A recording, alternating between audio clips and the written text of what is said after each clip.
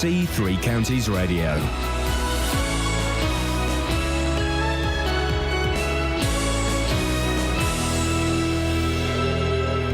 It's 6 o'clock. I'm Simon Oxley. The headlines: Wickham vandalism linked to death of local man, 2 men stabbed in Bedfordshire street fight, and Harrison Ford survives LA plane crash. BBC Three Counties Radio. Police in High Wycombe have stepped up patrols after 2 nights of vandalism against cars. More than 50 vehicles have been sprayed with graffiti and had their windows smashed in attacks thought to be linked to the death of local man Habibullah. More from Jane Killick. The graffiti read NJNP, which is believed to stand for No Justice, No Peace. It follows an inquest this week which ruled the death of Habibullah was through misadventure. The 39-year-old father of 3 died after being stopped and searched by police in 2008, and the family say they will continue to fight for justice. 4 men have been arrested and bailed. 2 men have been taken to hospital with serious injuries after being stabbed during a fight in Kempston yesterday evening. Bedfordshire police say they were called at 7:20 after reports of a large number of men fighting on Hartwell Drive. 2 men were stabbed with a knife before the other men fled the scene. The actor Harrison Ford has been injured when a light aircraft he was piloting crash-landed on a golf course in Los Angeles. Witnesses said the Indiana Jones star was alert and conscious after the crash but was badly cut. Patrick Butler is from the local fire department. I've been on several plane crashes, single engine, small personal aircraft, and normally the outcomes are fatalities. So yes, we are very thankful that the passenger, from what we appear right now, had moderate injuries. A report into care and standards at Milton Keynes Hospital says it requires improvement despite being rated good in some areas. The latest Care Quality Commission findings highlight accident and emergency services and medical care as not up to standard. More from Carol Abercrombie. The Trust was rated good in 6 out of 8 areas but still has an overall rating of requires improvement. The Trust Chief Executive Joe Harrison acknowledges that A&E and acute medical services come under most pressure due to increasing demand. He said they would use the report as a springboard for continued positive change. The report is based on a 3-day inspection in October. Research by Oxford University suggests that immigration has pushed up the population of England by 565,000 in the past 3 years. It estimates that every local authority has seen a population rise, mostly driven by immigrants from within the European Union. Drivers are to get a 10-minute grace period before a parking fine is issued. The Communities Secretary Eric Pickles says he wants to end the war on drivers. More from Victoria Fritz. As of next month, councils will find it far harder for their wardens to fine drivers. The government is set to end years of complaints by banning on-the-spot fines for being a few minutes late. The use of cars equipped with CCTV to automatically issue parking fines will also be banned, except in high-risk areas such as bus lanes. The government is also reminding councils not to use parking to turn a profit. The weather cloudy with some occasional sunny intervals. A maximum temperature today 11 degrees Celsius. And you can get the latest news and sport online at bbc.co.uk/3 counties.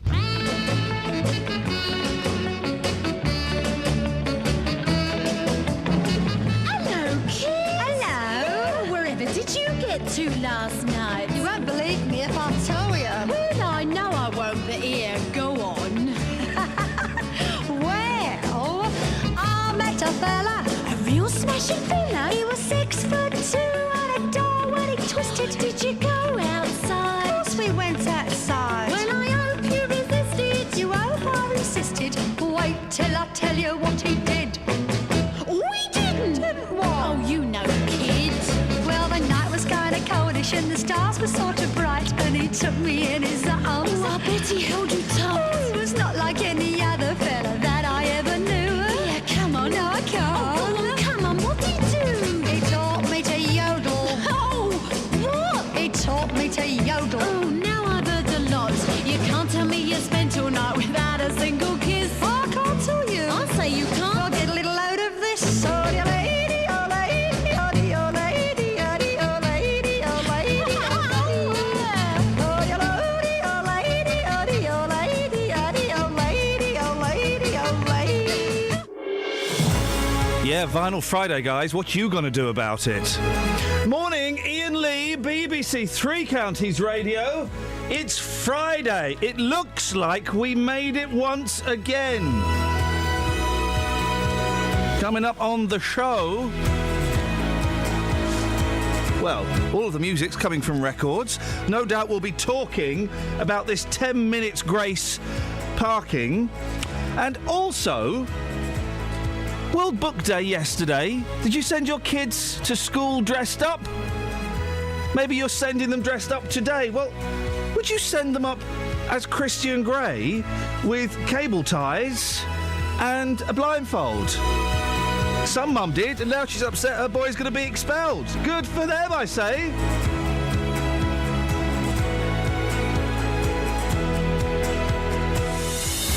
Across beds, hearts and bucks. This is BBC Three Counties Radio. Kath's wetting herself.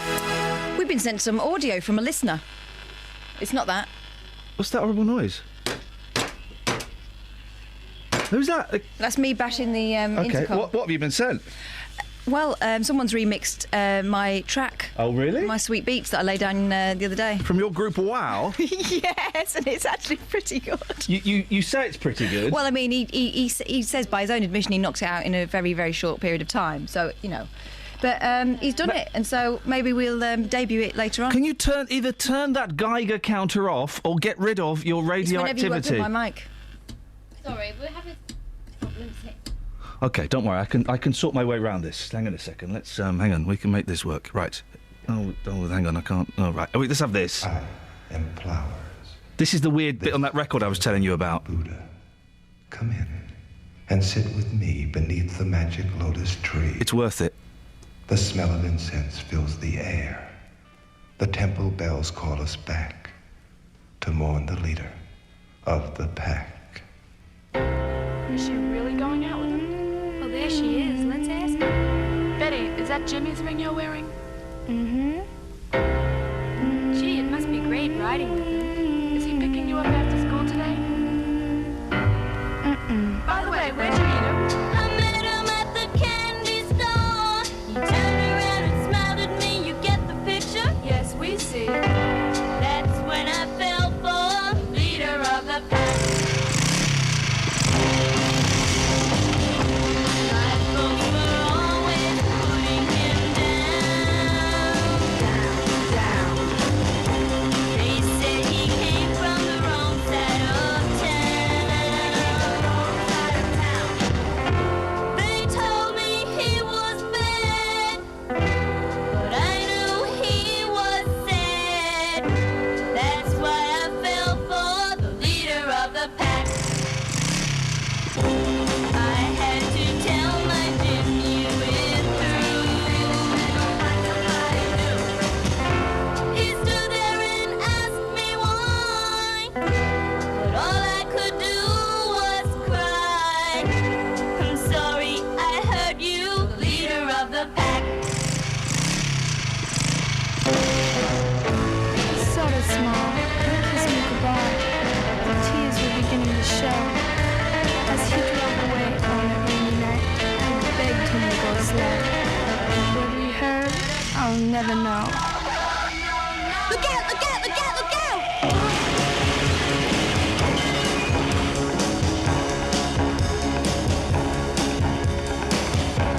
I felt so helpless, what could I do? Where's Dealey? Dealey. Dealey. Remembering all the things we've been through. In school they all stop and stare. I can't have her tears, but I don't care. I'll never forget him, the leader of the pack.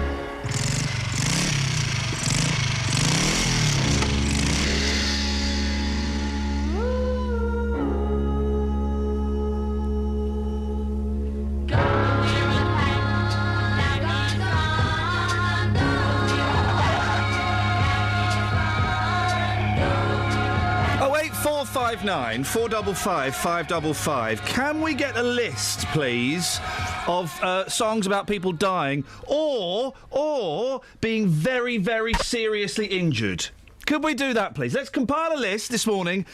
Songs about people dying or being very seriously injured, Justin. I've got one for you straight away. Yes, boss. Terry, Twinkle. That was about her boyfriend dying in a motorcycle crash, and it's actually a great song. Beautiful. It goes on the top 10, the morbid top 10, Justin. Yes. 08459 455 555. We've got lots of work for you today, sir. Yeah, I'm looking forward to it. Keep And on your this toes. story about this youngster, 11 years old, going to school dressed up as Christian Grey. That was the sort of thing that I would do at school. What? Yeah, brilliant. You're having a laugh. Well, I think some of the extras he took in was probably what landed him in all sorts of trouble. But the picture in the papers today, it is just pure genius. OK, we'll talk about that later. Also, what do you do in front of your mirror? But, serious story first. Police have been stepping up patrols in High Wycombe after 2 nights of vandalism in the town.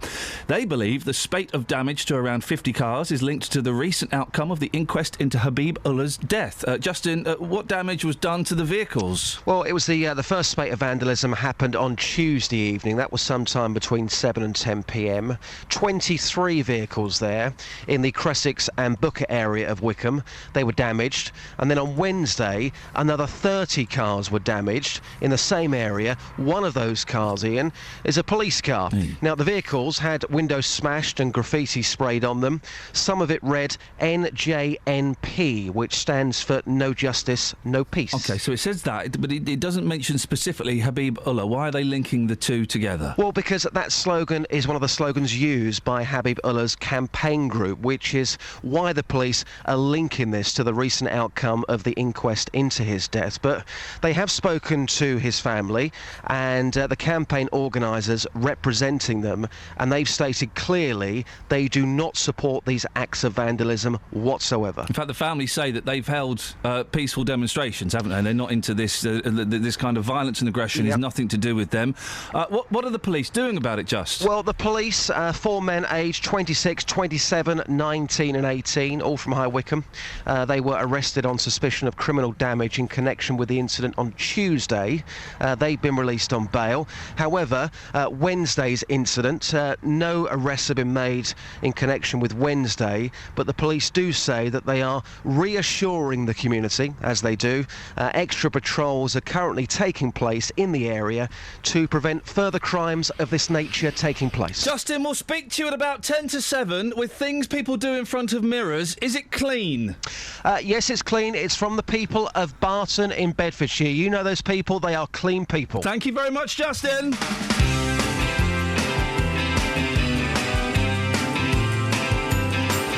Is it all in that pretty little head of yours? What goes on in that place in the dark? Well, I used to know a girl and I could have sworn that her name was Veronica. Well, she used to have a carefree mind of her own and a delicate look in her eye. These days I'm afraid she's not even sure if her name was Veronica. Do you suppose the waves in hands are eyes Veronica is kind of hiding all the time she laughs and throws and shouts her name and steals her clothes?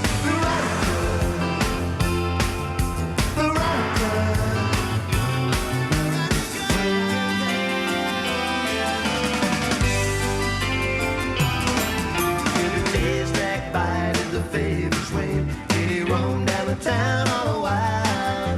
Will you wake from your dream with a wolf at the door, reaching out for Veronica?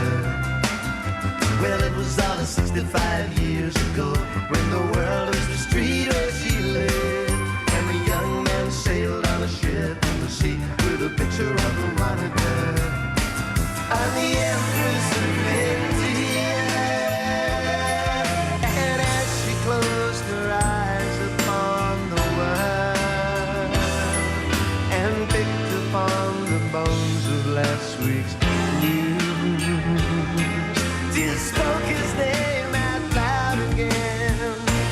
Do you suppose the ways in hands and eyes Veronica gone to hide all the time she laughs and moans and shouts her name and steals her clothes?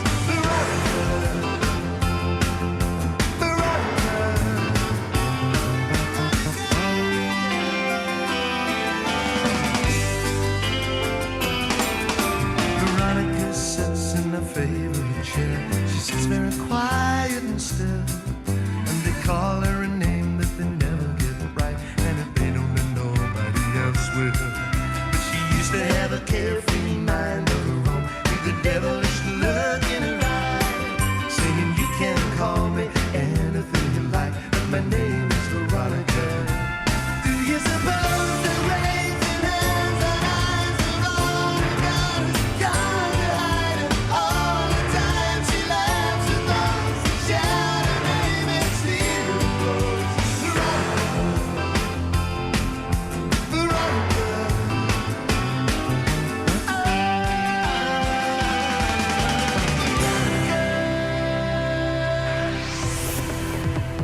Travel news for beds, cards and bugs. BBC Three Counties Radio.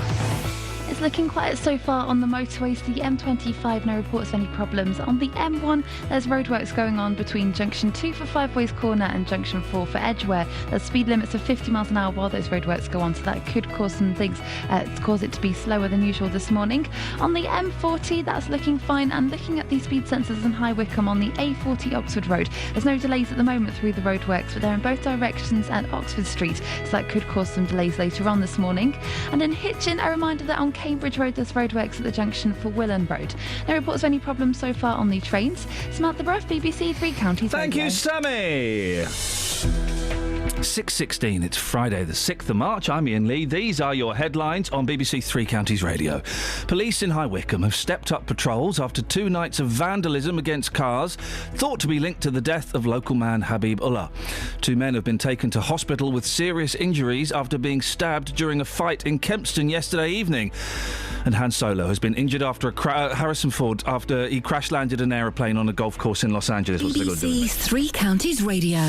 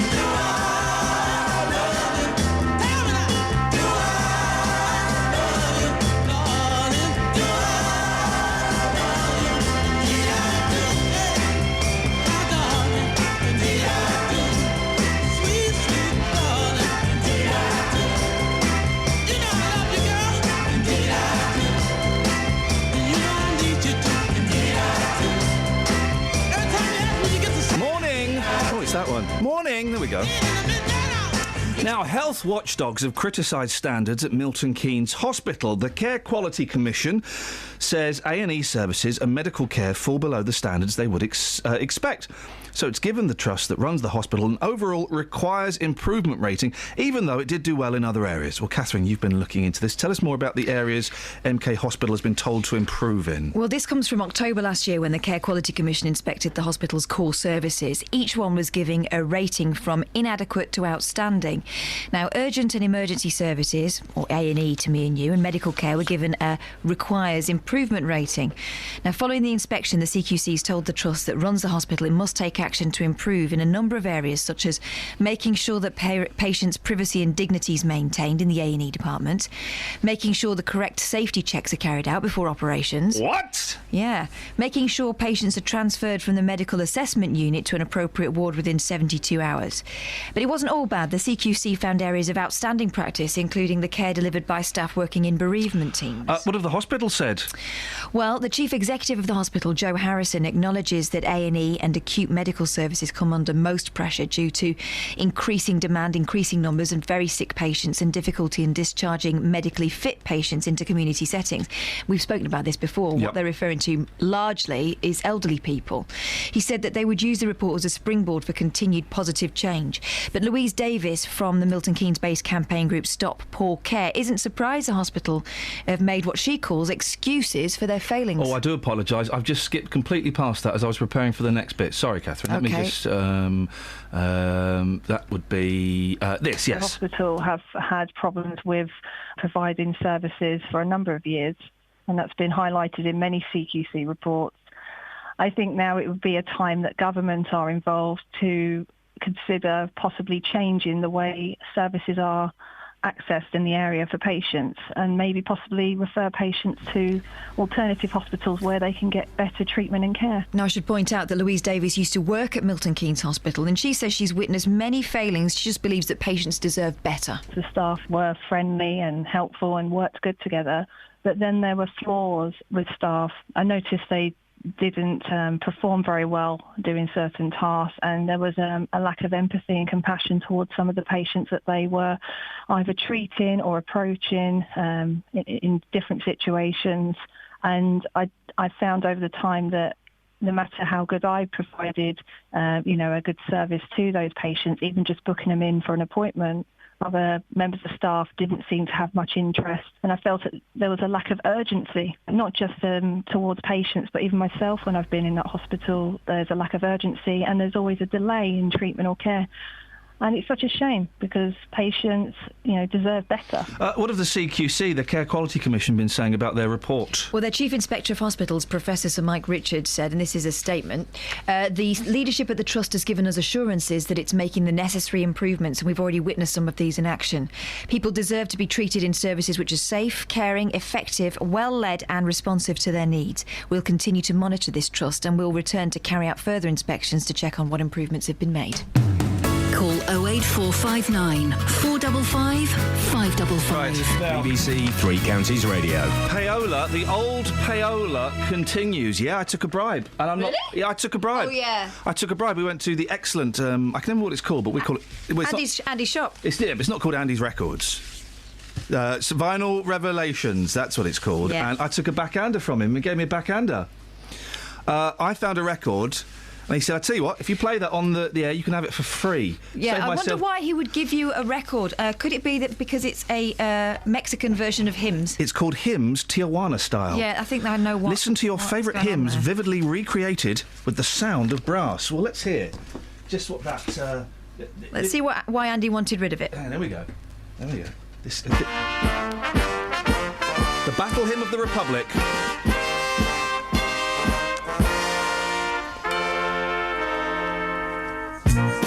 Oh, baby. Oh, baby. I'm going to go back and give him £20. This is the best thing ever, isn't it? I feel like I'm in a supermarket in 1950s America. The singing of hymns has always formed a part of Christian worship. Over the last century and a half, this has been more so than ever before. And today, it is in hymn singing that Christians most fully participate in public worship. But the quality of almost anything can degenerate through excessive use, and even the most popular and best-loved hymn tunes can become hackneyed and trite. Music is a language, and as such, its idiom can become dated. Hymns Tijuana Style, as the title implies, is a collection of melodies which have become popular in the worship of Christians of all traditions. But it's a record which may bring you up with a jolt. For this is a virile reinterpretation of your favourite hymn tunes in a popular rhythmic idiom. Wow. some of you may agree with me when I rate the arrangement of Jesus Christ is Risen Today as the best interpretation of that tune I've heard in years. Some won't. Well, let's find it. Jesus, track 6 on side 1. Track 6, side Wow. 1. Jesus Christ is Risen Today, Tijuana style. This is brilliant. Here we go.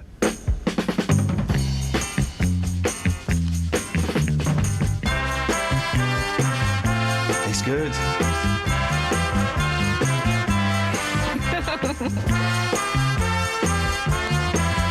This is the notes were written by the Reverend Michael Clark in 1970.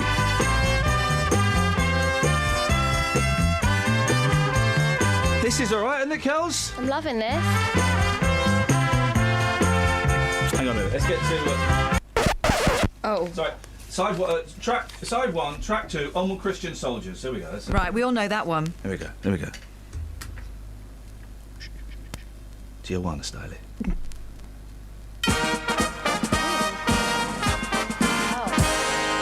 Oh, this is so good. Going out to war.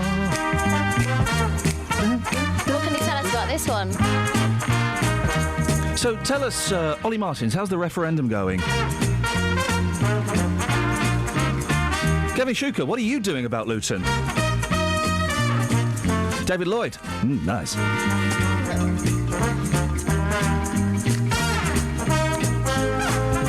So tell us about when you first discovered you were losing your sight. That is a great... Oh, Andy, I'm coming back. I'm putting that £2 in your hand, fella. That is a great record. This is a fine little collection, isn't it? You've done Andy there, haven't you? Hey! Done him. Thank you, Andrew. Excellent stuff as always. Oh, look. That's a glockenspiel, isn't it?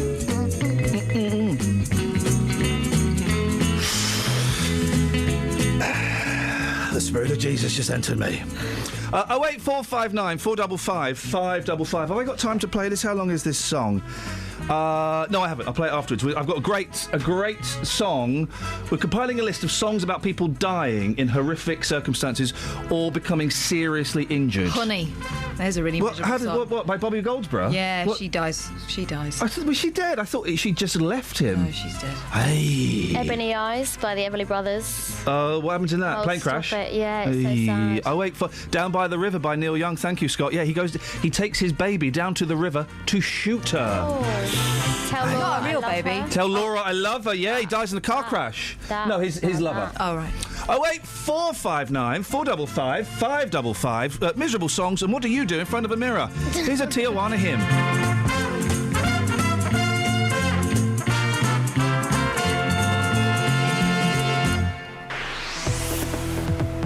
Travel news for beds, cards and bugs. BBC Three Counties Radio. Having a look at the A1 on the speed sensors, it's looking fine at the moment. There are roadworks between junction 2 for Five Ways Corner and 4 for Edgware, but they're not causing any delays at the moment. In Borehamwood on the A1 southbound, it's starting to look quite slow between the Holiday Inn and the Stirling Corner. And in Aylesbury on Aston Clinton Road, there's roadworks going on at the junction for New Road, so that could get busy later on this morning. Looking at the train departure boards, no reports of any delays there at the moment. Samantha Bruff, BBC Three Counties Radio. Hey up, Samantha. Thank you very much indeed. And when we ask, what do you do in front of your mirror, please keep it clean. Young ears. Well, actually, no ears at this time of the morning. It doesn't matter. Also, a young lad, well-booked day yesterday. You might have sent your kids or your grandkids off dressed up yesterday, or maybe they've gone in today. My boy has gone in as... what's the blue Mr. Man with the bandages? Mr. Bump. Mr. Bump. And he looks flipping brilliant. What your girls... Did they do it yesterday or today? My eldest is doing it today because I've got a disco as well. Oh. She's going dressed as one of the kids from The Lion, the Witch and the Wardrobe. Hey. An evacuee. Well, one young man went dressed... He's 11 years old, dressed as Christian Grey, which is kind of bad enough. But what did he have in his pocket? Cable ties and a blindfold. He's been expelled. I say no, good. He's been excluded from activities. Oh, OK, all right. I'd take a step back. I think he should be booted out permanently. I think the teacher should have let it go. What do you think? 08459 455 555. Am I right in thinking we've sent Justin to the streets with this? Yeah, we have. Ay. Nice working here, guys. Across beds, hearts and bugs. This is BBC Three Counties Radio.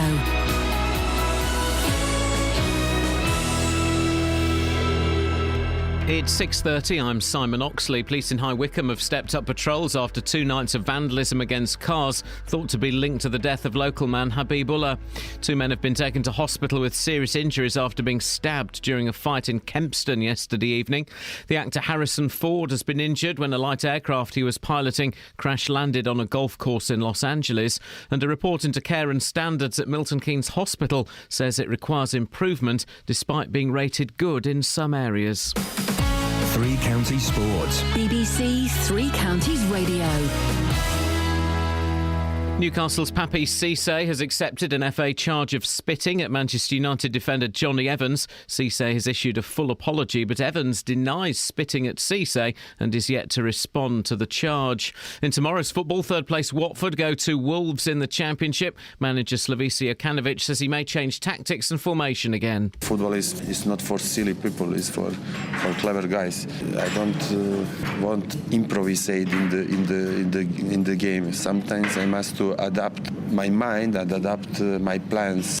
In League One, MK Dons will make a decision on the fitness of goalkeeper David Martin later today ahead of the home match with promotion rivals Preston. Martin has missed the last 5 games. Lee Hodgson is set to replace suspended skipper Dean Lewington. In League 2, third-placed Wycombe go to Southend. Luton host Morecambe with Elliot Justum set to continue in goal as Mark Tyler faces a scan on a knee injury. Paul Benson and Pelly Ruddock are back in training. Manager John Still says Ruddock's fitness has been a slow process. It's only when he's explosive that it tells, and he played the other week, he come on and within seconds something wasn't quite right, so we've had to get over that one, but we've give it a touch more time again and we feel that we've got to the bottom of it so he can start playing some development games. And Stevenage are at home to Newport. Borough have signed former Luton midfielder Keith Keane on loan from Preston. And Andy Murray leads Britain in their Davis Cup tie against the USA, which starts in Glasgow at lunchtime. Murray opens against Donald Young in today's singles. BBC Three Counties News and Sport. The next full bulletin is at 7.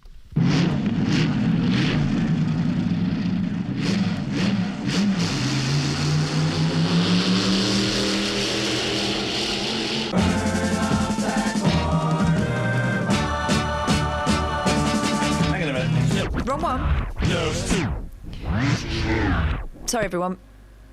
We're doing miserable songs about people dying in car crashes. Here's Jan and Dean. Oh, hang on. Oh, yeah, this will do. Shh.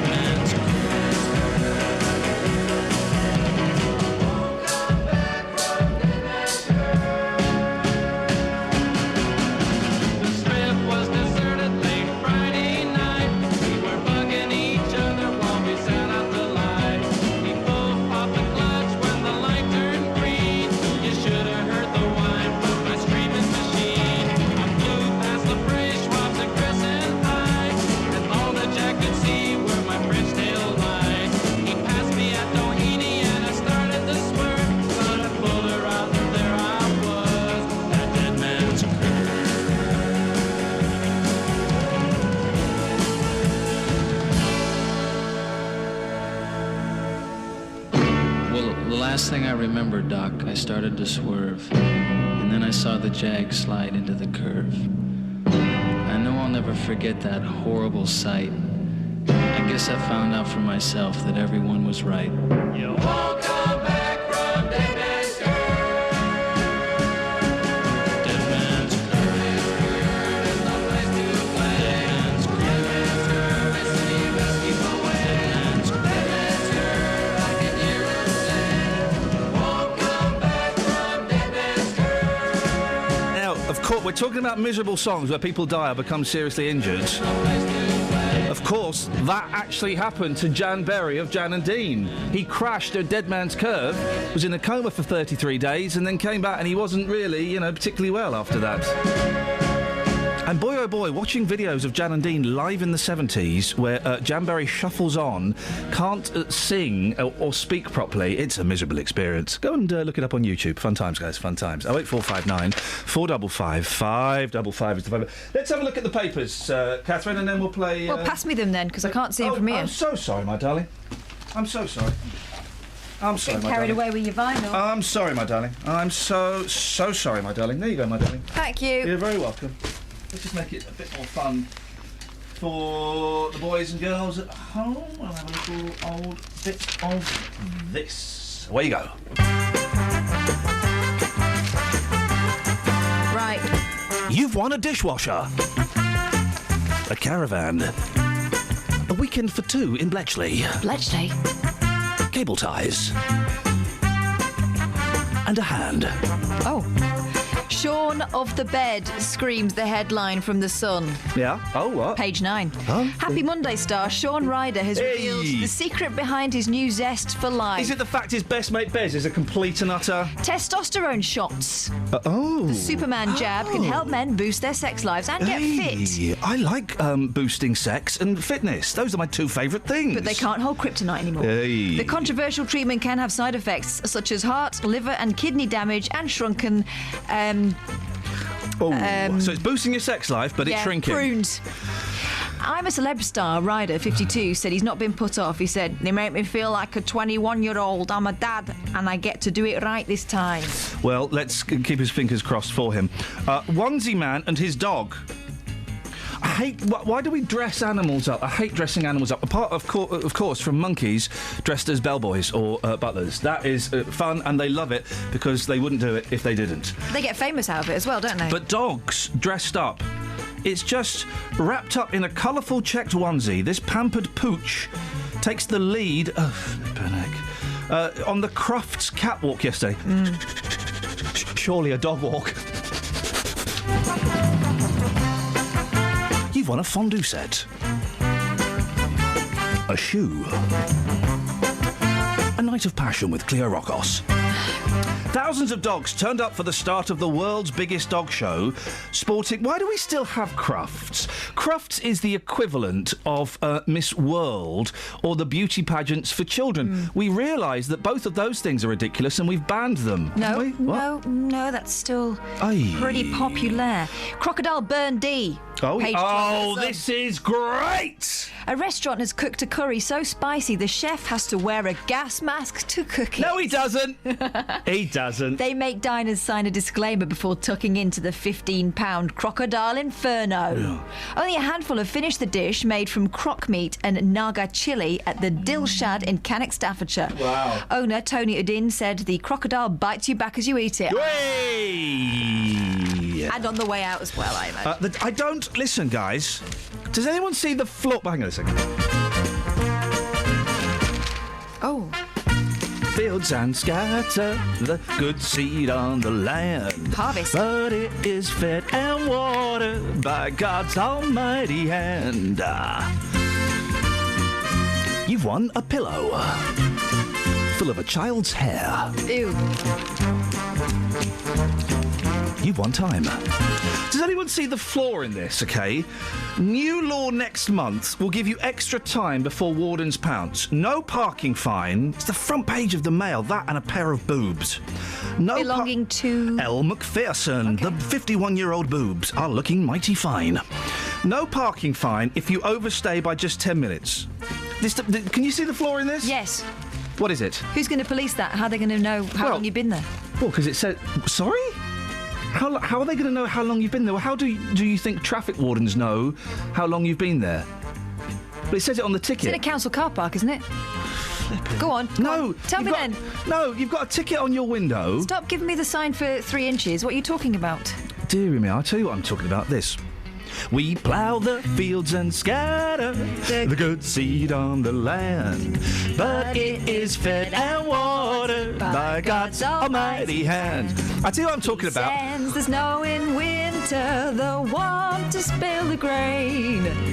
Something Jesus. and warm, refreshing rain. Alrighty.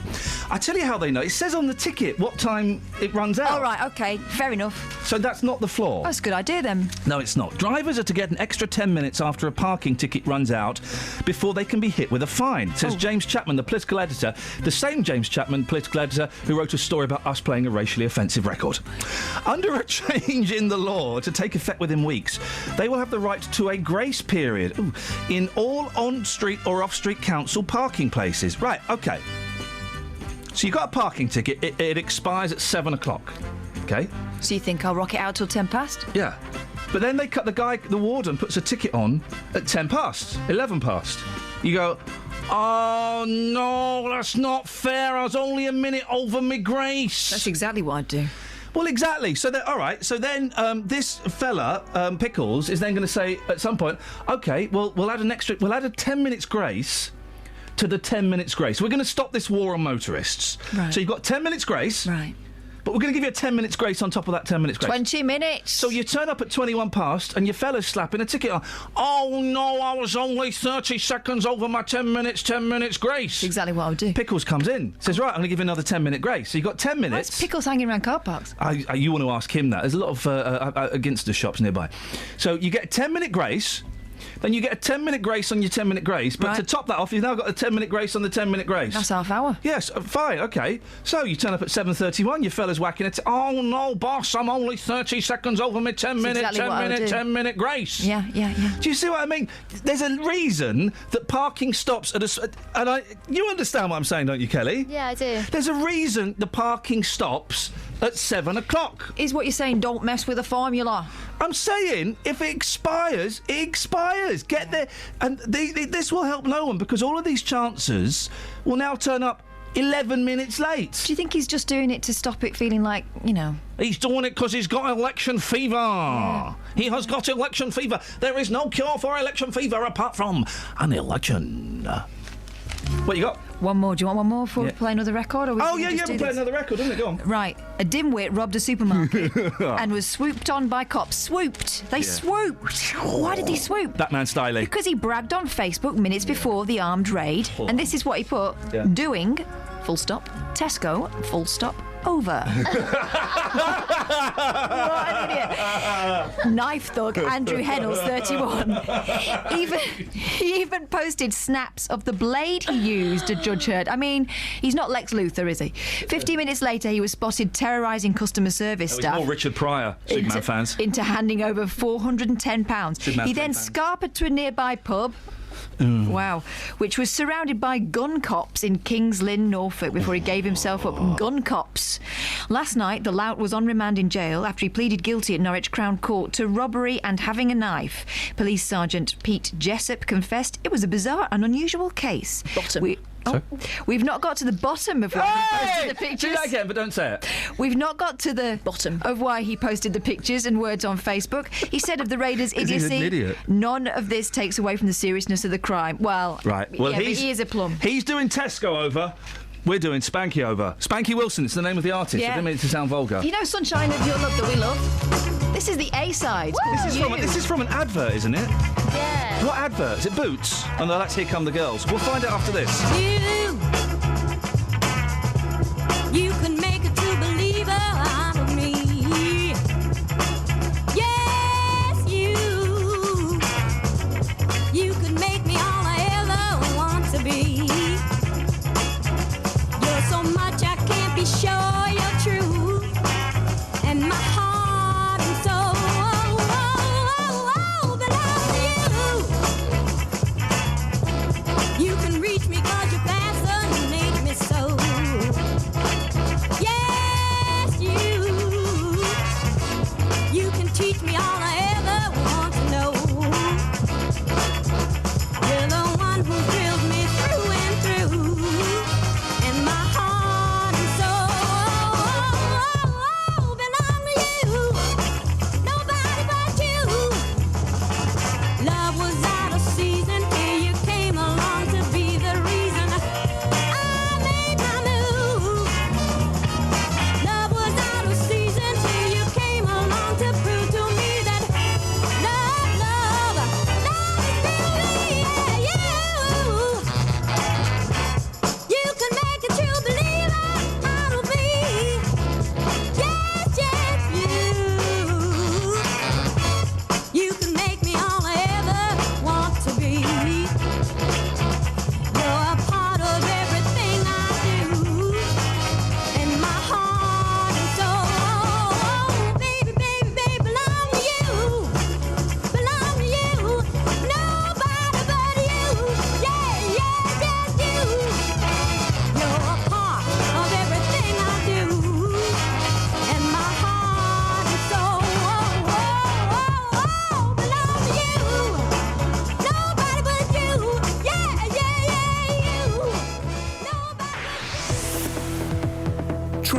for beds, cards and bucks. BBC Three Counties Radio.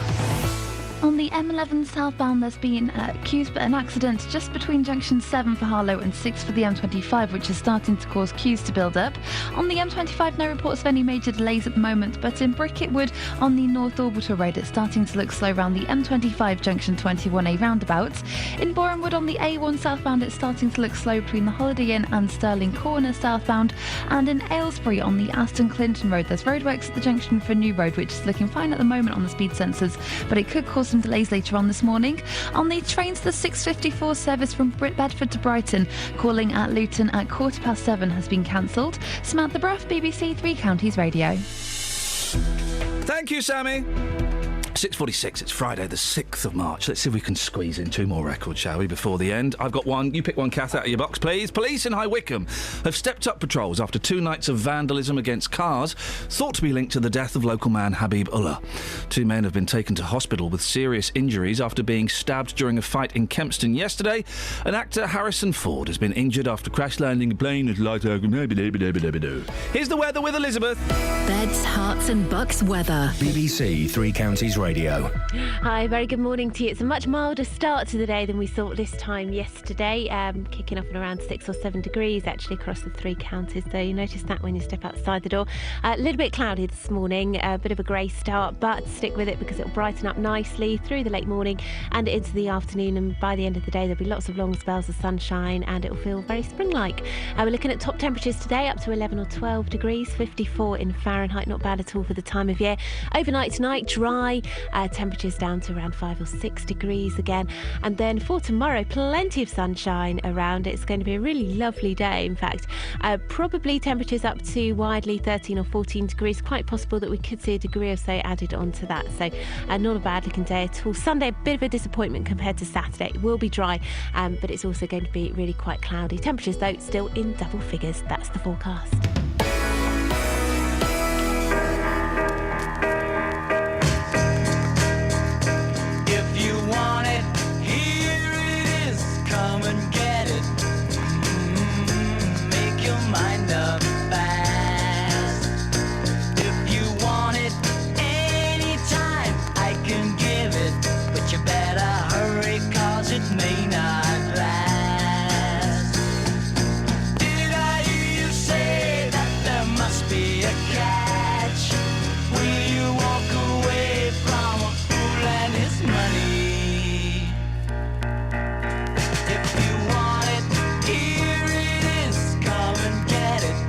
You better hurry, 'cause it's going fast.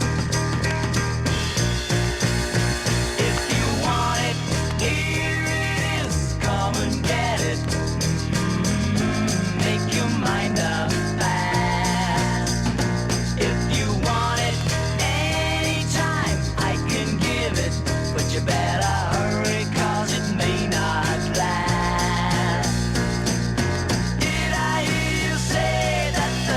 Be a catch. Will you walk away from a fool and his money? Sonny, if you want it, here it is. Come and get it. But you better hurry, 'cause it's going fast. You better hurry, 'cause it's going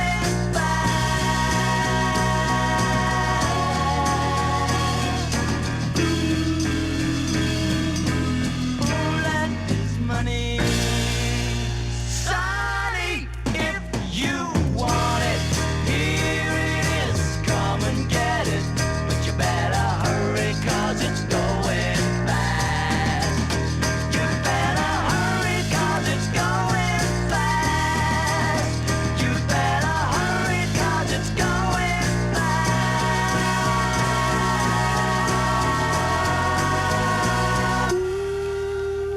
Morning, Justin. Hey, what a tune that is. Yeah, good, isn't it? Some good songs today. I'll tell you what you need, though, to brighten you up. Hang on a second, let's pick one we've not had. Can we just have a spontaneous round of applause for somebody called Ron Griffiths from Badfinger, who is local and vocal? Oh, listen, hats off to Badfinger. Any time, brother, any time. Absolutely. Let me just find... Did you know the original machine, which recorded Without You, the classic. That machine is in Hemel Hempstead. Hey, Hemel Hempstead. Yes, true. All things bright and beautiful, all creatures great and small, all things bright and wonderful, the Lord God made them all. Each little thing is beautiful, all creatures great and small, yeah, all things wise and wonderful, the Lord God made them all. Each little thing that opens, each little bird that sings, He gave the glowing colours, He gave them mighty wings. All together now, all things bright and beautiful, all creatures great and small, all things wise and wonderful, the Lord God made them all. Made them, the Lord God made them all. All things bright and beautiful, all creatures great and small. Justin. All things wonderful, the Lord God made them. Kelly Betts. All things teachers great and small. Teachers? La la la, dee dee dee dee. That Lord, He made them. Mama Kath!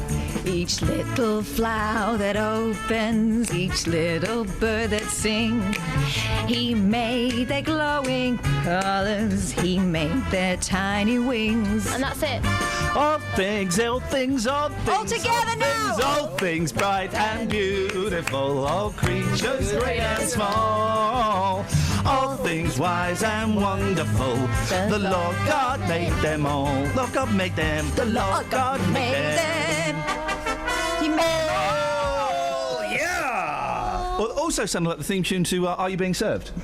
Are you being served? All right, mate, don't blaspheme, all right? Bit of respect. Abide with me, please. Oh, no, actually, Respect. Sorry? Respect. Don't do respect to Jesus. Right, anyway, we're in dangerous territory. Justin, we asked... What's this one? Praise my soul, the King of Heaven. We asked you to take it to the streets. Things you do in front of mirrors, Justin. Yes. And like a plum, you did it. Yeah, absolutely. Good lad. What have you got for us? Well, I've been to Barton in Bedfordshire, and I put this question to the good people there. Some of them gave very bland answers, but some of them gave interesting answers. Here's what happened, boss. How? How often do you do this? Quite often, every time I look in a mirror. Yeah? Yeah. So, on average, then, how many minutes per day do you spend practising your pout? I don't know, quite a lot. 1 hour? Probably. That's 7 hours a week. Yeah. Are your friends the same? Yeah, definitely, if not more. Morning, madam. I'm J-Dog. I'm a street dog. What do you do in front of your mirror? Pardon? What do you do in front of your mirror? Just look. Check my muscles every now and again, see how I'm doing with my losing weight. So when you're flexing, do you feel sexy? No, not really. What do you do in the mirror? What do you do in front of the mirror? Do comb my hair. That's about it. Nothing outrageous. You don't Nothing practice doing the YMCA or anything like that? Nothing like that. Thank you. Dry my hair. Come on. There's got to be something more exciting than that. Come on. No, dry my hair. That's it. You don't practice dance moves or anything like that? No, I don't. I'm boring. Here we go. Tara, you practice the moonwalk in front of your mirror. Why?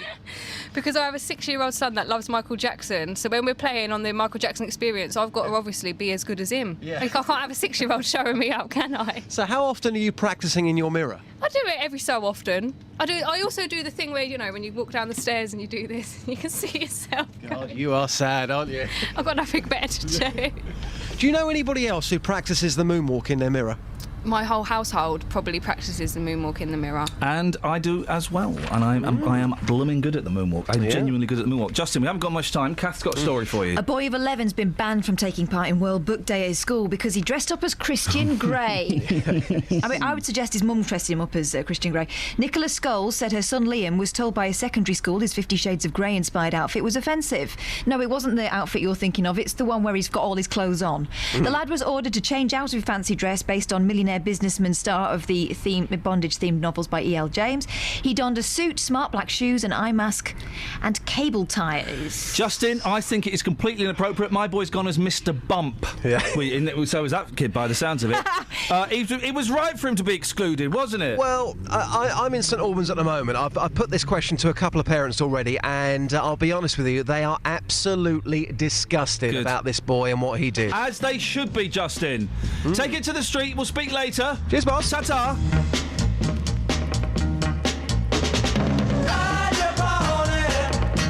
Get on your pony and ride. All right, that music. Ride your pony. Get on your pony and ride. Oh, you're riding high. Now stay in the saddle.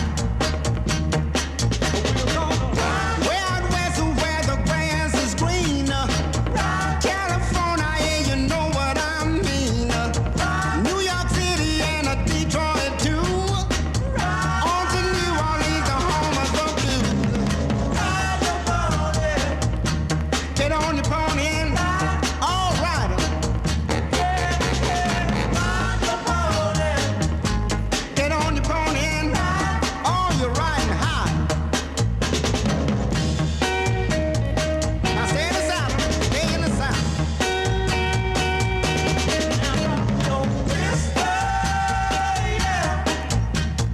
Now get ready. Now shoot, shoot, shoot. Ride your pony. Get on your pony and all right. Ride your pony. Get on your pony and oh, you're riding high.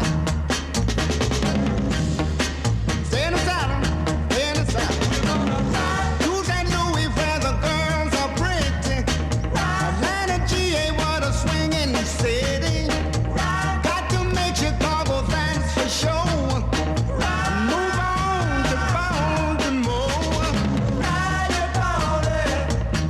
Get on your pony and all right.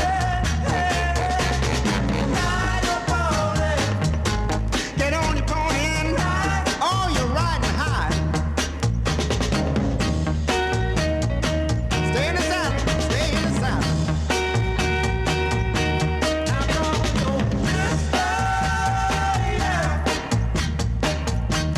Now get ready. So, was a school right to exclude an 11-year-old... Oh, he's shooting. Yeah. Exclude an 11-year-old boy from a day's worth of fun activities because his mum had chosen to dress him up as a pervert? Can I speak freely? Yeah. I think it was a bit tight. His mum had done it. Loosen it, Christian. His mum dressed him up like that. The kid doesn't really know what that book's about. Yes. So I would let it go as a teacher, maybe have a word with his mum, or maybe just it's just inappropriate. lighten up. But then at the same school, kids were dressing up as Dexter. So we celebrate death, we don't celebrate love. Seems a bit outrageous. And also Dexter's a TV show, right? 0845. Yeah, it's not World TV Day. Justin, sorry, what are you? I'm J-Dog. I'm a street dog. Thank you. Travel news for beds, cards and bugs. BBC Three Counties Radio. On the M1 towards London, it's starting to look slow between junction 7 for Hemel Hempstead, and looking at the M25 anti-clockwise, it's looking slow anti-clockwise around junction 16 for the M40. On the M11 southbound, there are queues building up because the lane's closed between junction 7 for Harlow and 6 for the M25. And in Hatfield, looking at the speed sensors on the Great North Road, it's looking fine at the moment through St Albans Road East, but there's some temporary traffic lights there which could cause some queues later on. In Milton Keynes, on the A421 Standing Way, there's roadworks at the Kingston roundabout, so expect delays there when it starts to get busier. And on the trains, the 7:14 service from Luton to Brighton has been cancelled. Samantha Breff, BBC Three Counties Radio. Thank you, Sammy. So, two things. Christian Grey, 11-year-old goes to school dressed up as him. Is that appropriate? No. And also, there's 10 minutes grace on the parking ticket. Can someone explain it to me, please? Local and vocal across beds, hearts and bucks. This is BBC Three Counties Radio.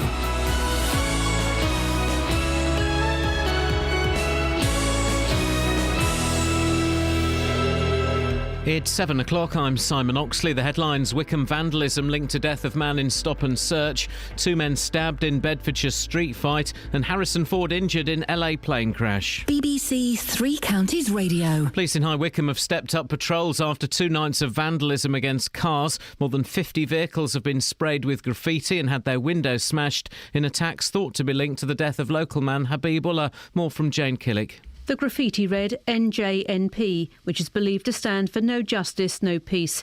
It follows an inquest this week which ruled the death of Habibullah was through misadventure. The 39-year-old father of 3 died after being stopped and searched by police in 2008, and the family say they will continue to fight for justice. 4 men have been arrested and bailed. 2 men have been taken to hospital with serious injuries after being stabbed during a fight in Kempston yesterday evening. Bedfordshire police say they were called at 7:20 after reports of a large number of men fighting on Hartwell Drive. 2 men were stabbed with a knife before the other men fled the scene.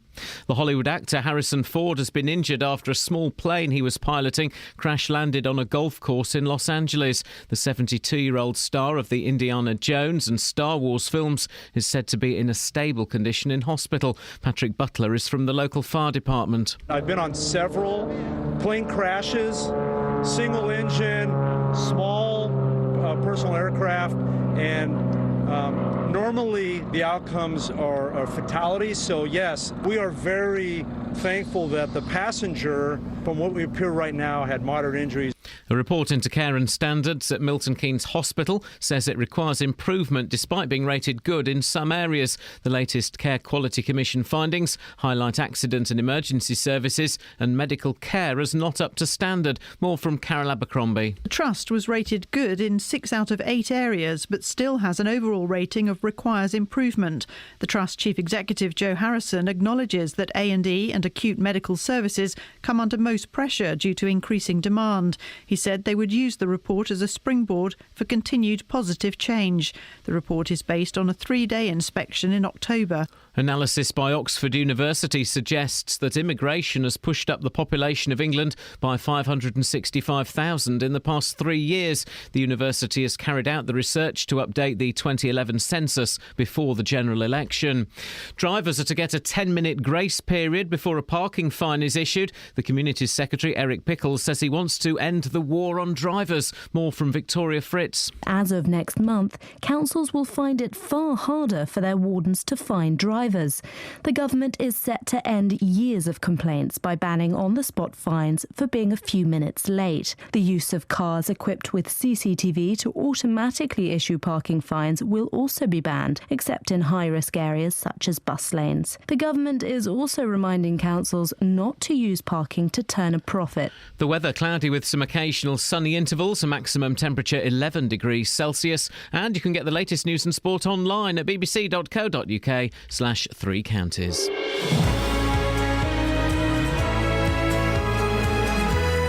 Thank you, Simon. Hey, if you live in High Wycombe, there is a possibility that your car might have been vandalised. Well, if it has, give us a call and let us know. Why might it have happened? We'll explain more in a bit. What do you do in front of your mirror? Songs about people having horrible accidents. I know, morbid, isn't it? An 11-year-old turns up at World Book Day dressed as Christian Grey from the book 50 Shades of. Come on, what parent in their right mind would do that? Really? That's like Amanda Holden dressing up her daughter as, not Butch Patrick, that's Eddie Munster. Pretty Woman, but she says she didn't. She says she was supposed to be Cindy Crawford. Oh, but she tweeted it. Didn't her husband tweet it was... I think the person who advised. Ah. Now no longer working. Now no longer working. 08459 455 555, and we can indulge in them. We don't do niceness very often, but I've seen the figures and perhaps we should. If your kids have dressed up today as anything for World Book Day, do give us a call. Let us know what they are, please. Because we know it was yesterday, but lots of kids are dressing up today. Lots of kids are doing it today. My eldest is Mr. Bump, and he's got an excellent costume, and he kept falling over yesterday and go, oh, I've bumped myself. Hilarious. My daughter's gone to school as Lucy Pevensey. I don't know. Lucy from Lion, the Witch and the Wardrobe. 08459 455 555. Across beds, hearts and bucks. This is BBC Three Counties Radio. Don't forget at 9 o'clock, of course, you get... Jonathan Vernon. There we go, you see.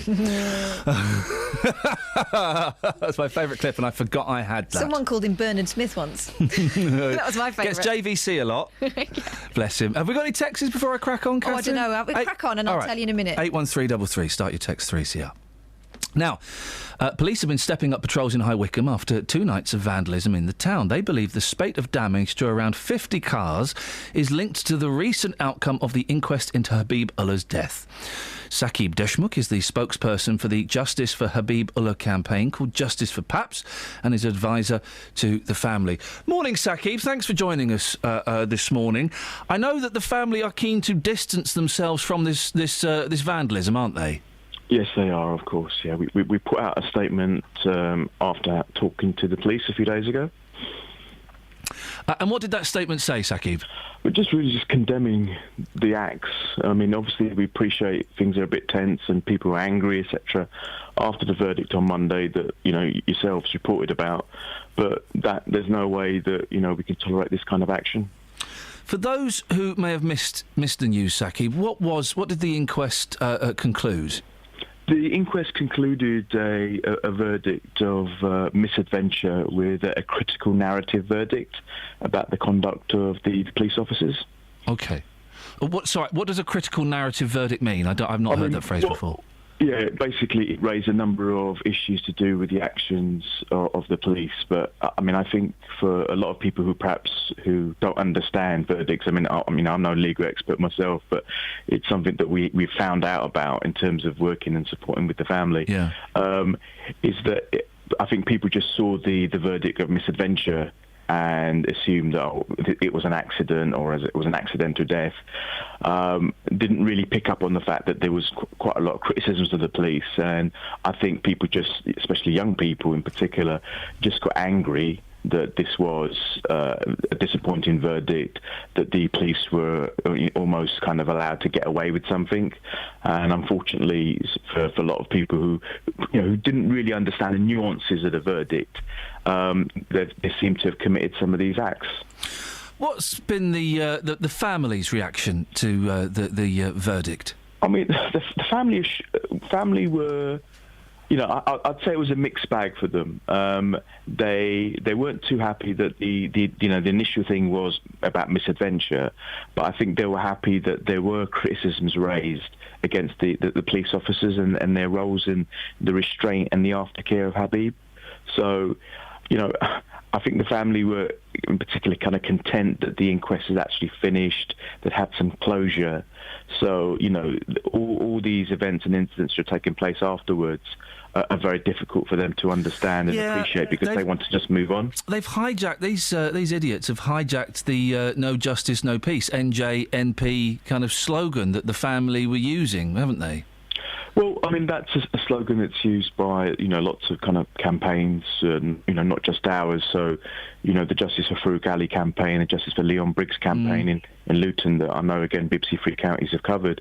Those families also use that expression. So it's not something something that we have used ourselves. But, it's unfortunate that we've got young people who feel angry. But, I mean, at the same time, as a kind of an ex-youth worker, I can understand that anger. I don't like what they've done, but I do feel that it shows that there's a bit of a kind of a disconnect between, sort of adults and sort of civil society and the legal processes and young people, right? And, it's very unfortunate that this has happened in the way that it has. And, we feel very, very sort of concerned about the damage that has happened, the individuals that have been hit by this in terms of damage to their vehicles in particular. It's quite kind of extraordinary what's happened so quickly. Saqib, I really appreciate your time this morning. Thanks very much.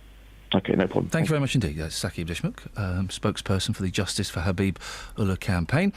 Should you say 4 men aged 26, 27, 19 and 18 from High Wycombe were arrested on suspicion of criminal damage in connection with the incident on Tuesday and have been released on bail.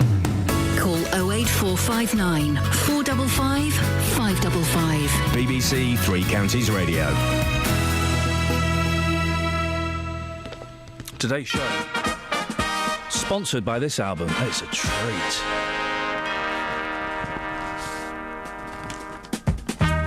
It's a hymns Tijuana style. It was good. Would have cost me £2 from Andy's in Luton record shop. He saw me fingering it. He said, "I'll tell you what, mate. If you play that on the radio, you can have it for free." No one else was ever going to buy this, were they? Yeah, that's right. I've indulged in the old payola. I've accepted something for free. It's a hymns Tijuana style LP. I've been doing a lot of looking in record shops recently, in charity shops, and Kath and I have both kind of gone on a record buying jaunt. Not the right word, but it'll suffice in this context.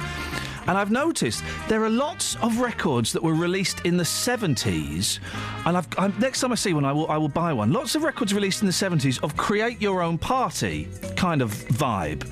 And what it was like party music. Quite often someone playing it, like they would play it on the piano in the East End, that kind of roll at the barrel. But also on the album would be party noise. So it would be people drinking, there would be general hubbub, talking, hey, all of this kind of stuff. It's weird. Women laughing. Create your own party. Next time I see one, I'm gonna get one, and we'll have some of that. We'll create a party in the studio. Party atmosphere. We do that every morning. Any texts before I go to Hannah? We've got loads. Give us a couple of texts, and we'll go to Hannah. Hang on a second. Oh, I say we've got loads of texts. Oh, we haven't got any texts. Yeah, we have. Go on. Hi. Hi. I've been trying to find a TV programme, says Kevin from Claydon. It's very scary at the time in the 60s. Starts with a 10-year-old girl in bed sick. She draws a book, then goes to sleep in dreams of what she draws. Big stones with eyes chasing her. Then she wakes up. Can you help? Wasn't that Chalky? There wasn't there. There was a. Was it Chalky? You mean? No, chalk. There was a cartoon where a boy would draw on a wall with chalk and things would come to life. I love that. Hannah. Yeah. Oh, I was going to say, do you remember it? You're under the age of 45, aren't you? Yeah. Remind me how old you are, Hannah. 10. 10 years. Well, you won't remember Chalky, will you? No. Do you remember Jamie and his magic torch? No. Do you remember Space Hoppers? No. Do you remember Spangles? No. Do you remember Penny Crayon? No. Do you remember Bagpuss? No. Do you remember Cholton and the Wheelies? No. Oh, do you remember Crossroads? Before it burnt down. Do you remember Brookside? Do you remember Swap Shop? No. Do you remember Posh Paws? No. Do you remember the Adventure Game? No. Hey, do you remember the ZX Spectrum? No. Remember the Sinclair C5? No. Hey, do you remember the Atari? No. Pong, you must remember Pong. No. Hey, do you remember when we only had 3 channels? No. Do you remember White Dog Poo? No. Do you remember when the pubs used to close at 3:30? No. She don't remember a lot, does she? Do you remember yesterday, Hannah? Yes. Oh, blimey, we found a common ground. Hannah, World Book Day. Did you dress up yesterday, or are you doing it today? We're dressing up today. What are you dressing up as, my dear? Professor McGonagall. Professor McGonagall? Yeah. That rings a distant bell. I can't remember what that's from. From what? Harry Potter. Oh, you're dressing up as why have you chosen that character, Hannah? Because she's my favourite character. Can you do the voice, the Maggie Smith Scottish voice? No. Oh dear. Not thought this through, have you? Oh, so what were you wearing? Who's made the costume? Has Mum made the costume? No. Have you made the costume? No. You bought the costume, right? Yeah. Fair play, I do that every time. My daughter went as Hermione Granger. Easy as pie. School uniform, on cloak, on wand. So what is... To describe the costume, Hannah, if I were to come to your school today and I were to see you walking through the school doors, what would I see? Well, it's all black. Yeah. Ooh. I've got a long cape. Yes. I've got buttons on the front. And I've also got McGonagall's brooch. Oh, fantastic! She's not messing around. And do you still have to do boring lessons, or do you get to doss around a bit? I don't know. Oh. Do you remember Kaplunk? Yeah. Yeah, you do. You're going to take that in?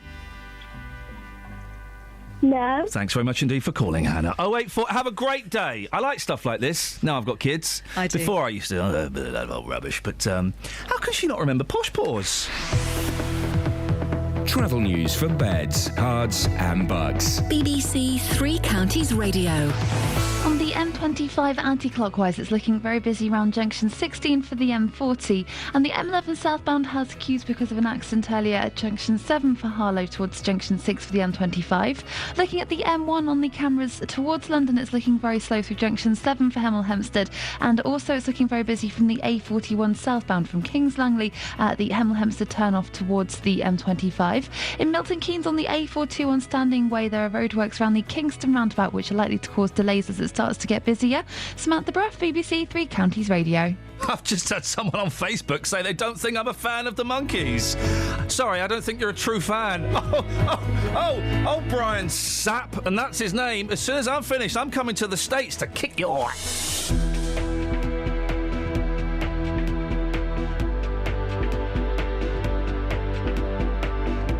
Not a real fan. 7:15. It's Friday, the 6th of March. I'm Iain Lee. These are your headlines on BBC Three Counties Radio. The family of Habib Ullah have appealed for calm in High Wycombe after 2 nights of vandalism. A report into care and standards at Milton Keynes Hospital says it requires improvement, despite being rated good in some areas. And 2 men have been taken to hospital with serious injuries after being stabbed during a fight in Kempston yesterday evening. BBC Three Counties Radio.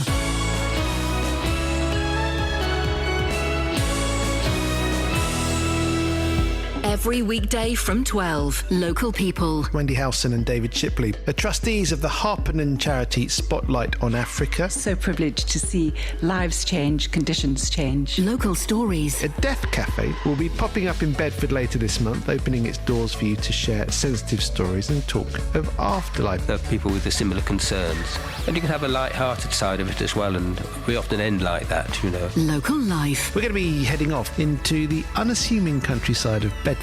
We all know the brick pits and the industrial spoil that's marked the Marston Vale. Nick Coffer, weekdays from 12 on BBC Three Counties Radio. Someone is trying to describe... Oh, this is feeling very holy. By the way, you've had an offer for that record. What? Yeah, Caroline in Bedford wants it. How much? Well, it's not for sale. Oh. Sorry. Playing hardball, are we? Well, it's not for sale, mate. I don't buy things to sell them. I buy them because I like them. And I like this. Being a Christian and also being from Mexican heritage, this ticks all the boxes I could ever need ticked. You also like a trumpet, don't you? I love a trumpet. I would blow my own trumpet, but I haven't got one. Someone has reminded me of a song on the old Twitter box. Yeah. And it rings a bell, Elaine. We're talking about songs about where people die or get maimed. Yeah. How about this song? Hello, this is Joni. I'm sorry, but I'm not home. Now, see, I'm thinking, hi, how you doing? I'm sorry, but I'm not home. If you leave your name and your number... Yeah, it's not that. I'll get back to you. It's not that. I remember that. Hello, this is Joni. And it was about someone who died. Oh. And that this person would phone up their answer phone just to hear their voice. Oh, gosh. That's tragic, isn't it? Isn't it just? Just tragic. Steve, you don't know that song, do you? I do know that song. I do remember hearing it when I was working on the shop floor many, many years ago. What's it called? Oh, I can't remember. Oh, no! I thought we were going to be in there straight away. It rings. I'm just trying to think what it was. It rings a really distant... In the 70s, there were... 60s and 70s, there were lots of really miserable records. What was the song about? There was a song... Lots of songs about CBs and truckers. There was a song about a trucker who would talk to a disabled kid on CB, and then he drove all the way across America to meet the disabled kid, and the boy was dead. Do you remember that? I don't remember that one, no. 08459 455 555. What on earth was that? Steve, you've not called in about that. What have you got? Yeah, basically, the person who was asking about that television programme where the girl was drawing pictures and would then dream about them. Yeah. It was called Escape into Night. Oh. Oh. And it's now out on DVD, so... We're all Googling it frantically. Escape into Night. 1972. That's right, and it's one of those programmes that once you watched it, it really spooked you out. Oh, it looks flipping brilliant. It looks terrifying, and it's in black and white. Black and white, yeah. It was in colour originally, but they've only got the black and white version surviving. She looks like the girl from the test card, doesn't she? She does, actually. Apparently, I think the way the story went is that she had a horse riding accident, and she was laid up in bed, and she was getting quite bored and stroppy, so she started drawing these pictures, and every time she fell asleep, she dreamt what she drew about, you know. And it got more and more spooky as time went on, so... Guys, it's on YouTube if you want to watch it. It's Steve, 5 out of 5. No, what the hell, 10 out of 10. That was a cracking call, thank you. Oh, it looks terrifying in black and white, doesn't it? It does. I'm a big fan of black and white, and it doesn't get used at all. I know some really. people that won't watch it if it's in black and white. That's crazy. Yeah, I just think it makes things so much more menacing. Isn't it weird, though? After a while, your brain stops thinking this is black and white. Yeah, and you've fallen asleep. No. 08459 455 555. Across beds, hearts and bucks. This is Iain Lee. BBC Three Counties Radio. Here we go. Milton Keynes Hospital has been criticised for the quality of care it gives to patients by the Health Watchdog. The Care Quality Commission says A&E services and medical care fall below the standards they would expect. So it's given the trust that runs the hospital an overall requires improvement rating, even though it did do well in several other areas. Let's speak now to Andrew Pakes, the Labour prospective parliamentary candidate for Milton Keynes South. You've been campaigning for the hospital for some time. What did you make of the report, Andrew? I think the report clearly says there are some big areas that we all know about that needs to improve around A&E and medical care. But first up, I think this is a much better report than what we saw the last time the CQC came in and did it. I think it's huge credit to all of the NHS staff that on the vast majority of criteria, the hospital really has improved. But what we're left with is two long-standing issues. And, A&E unit is too small, the hospital doesn't have enough resources, and despite the work of staff, we're still seeing problems as more people start turning up to A&E. You're right, the hospital says the report is great news as they were rated good in 6 other core services. How do you think they've managed to turn things around? I think we've got some really good management there. I think the hospital is, and the whole of Milton Keynes is relying on the work of some absolutely dedicated and amazing NHS staff. The hospital is still running a £25 million deficit, so we're in deficit just to keep these services going. And every time I go into hospital, whether it's visiting relatives, my mum's been in recently, or whether it's going in just to see staff or other people who work there, I'm always impressed by the amazing care and compassion of the staff in there. Just a lot of the time they run ragged because they haven't been given the tools to do the job. Meanwhile, of course, there's still uncertainty over the future of A&E at Milton Keynes Hospital. Where are we with that? Do you know?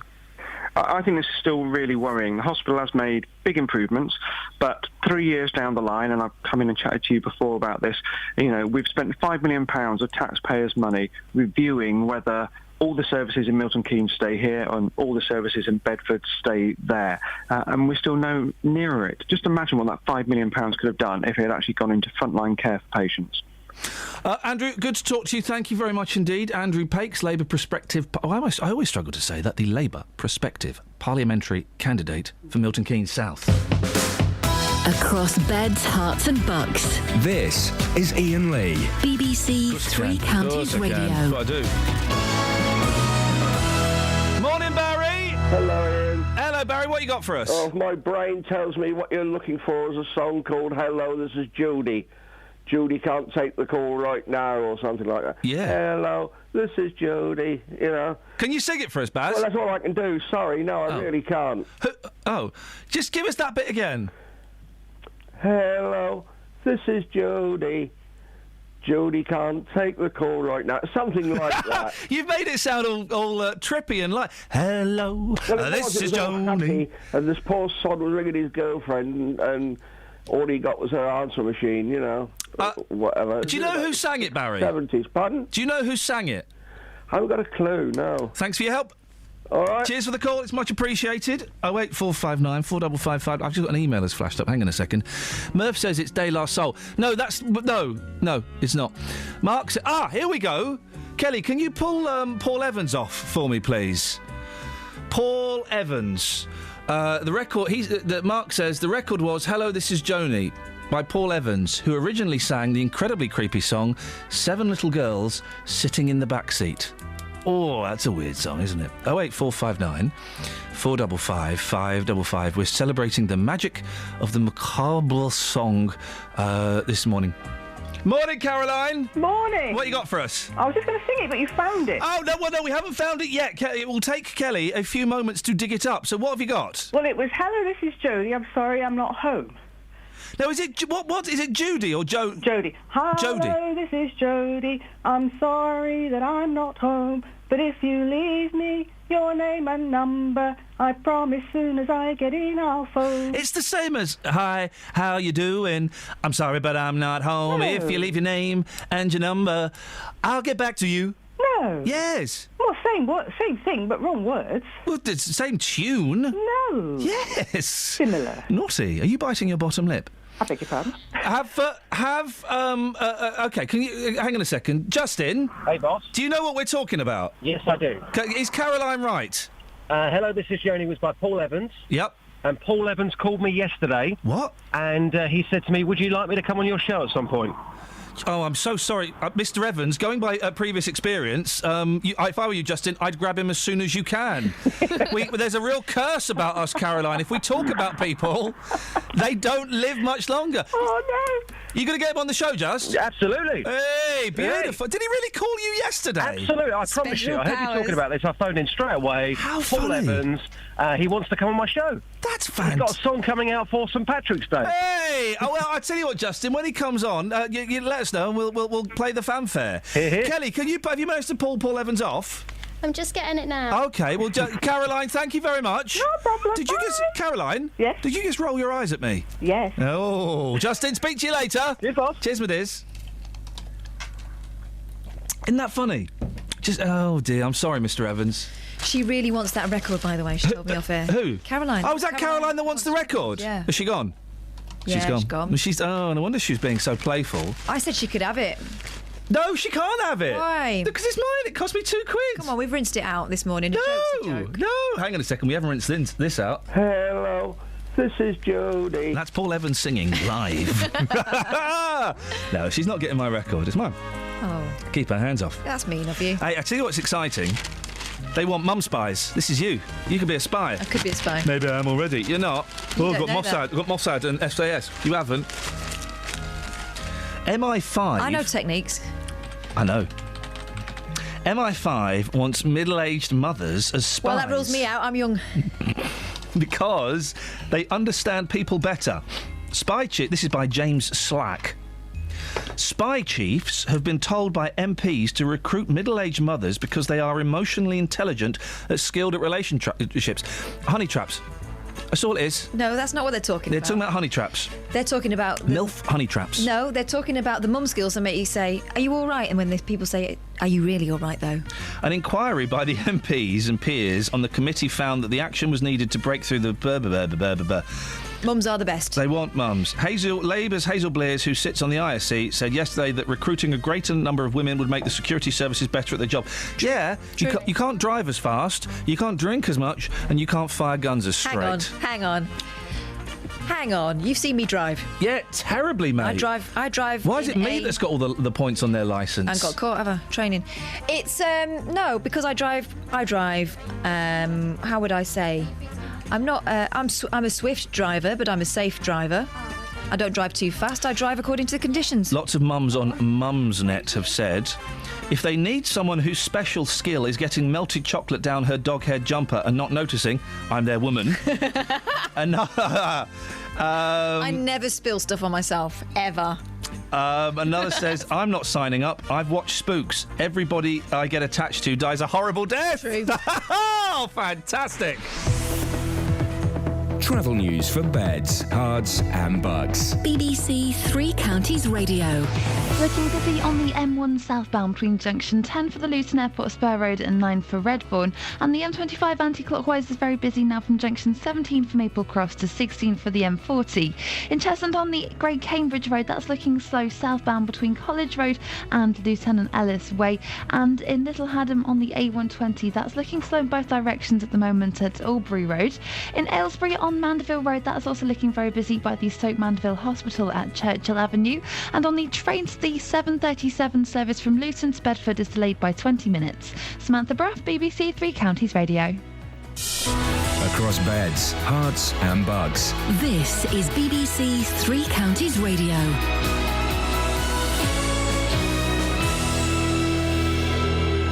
It's 7:30. I'm Simon Oxley. The family of Habib Ullah have appealed for calm in High Wycombe after 2 nights of vandalism. Mr Ullah died after being stopped and searched by police in 2008. An inquest this week recorded a verdict of misadventure.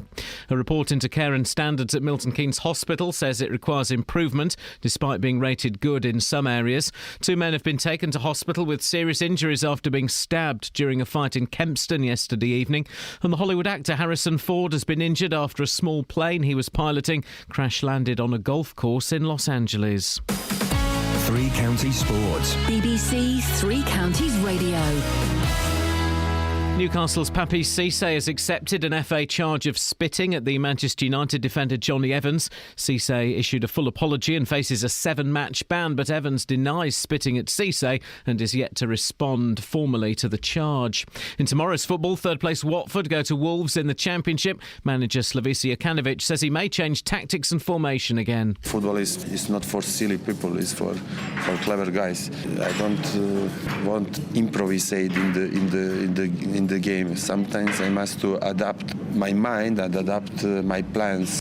In League One, MK Dons will make a decision on the fitness of goalkeeper David Martin later today, ahead of the home match with promotion rivals Preston. Martin has missed the last 5 games. Lee Hodson is set to replace suspended skipper Dean Lewington. In League 2, third-placed Wycombe go to Southend. Wanderers have failed to overturn Matt McClure's midweek red card. Luton host Morecambe with Elliot Justum set to continue in goal as Mark Tyler faces a scan on a knee injury. Here's manager John Still. We're going to have a scan now. We've waited to see how it's got a lot better, but not quite right yet. So we'll have a scan and we'll have a look. But Elliot's done fine. I think he's got a good future. Elliot, he's done very well. And Stevenage are at home to Newport. The Borough have signed former Luton midfielder Keith Keane on loan from Preston. And Andy Murray leads Britain in their Davis Cup tie against the USA, which starts in Glasgow at lunchtime. Murray opens against Donald Young in today's singles. BBC Three Counties News and Sport. The next full bulletin is at 8.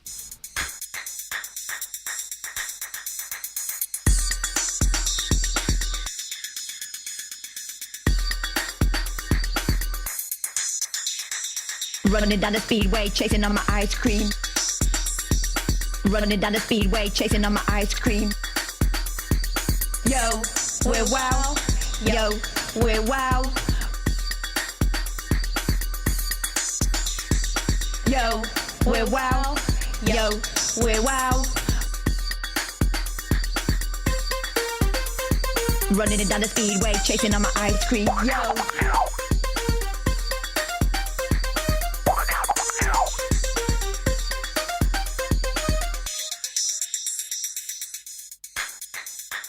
Running down the speedway, chasing on my ice cream. Running down the speedway, chasing on my ice cream.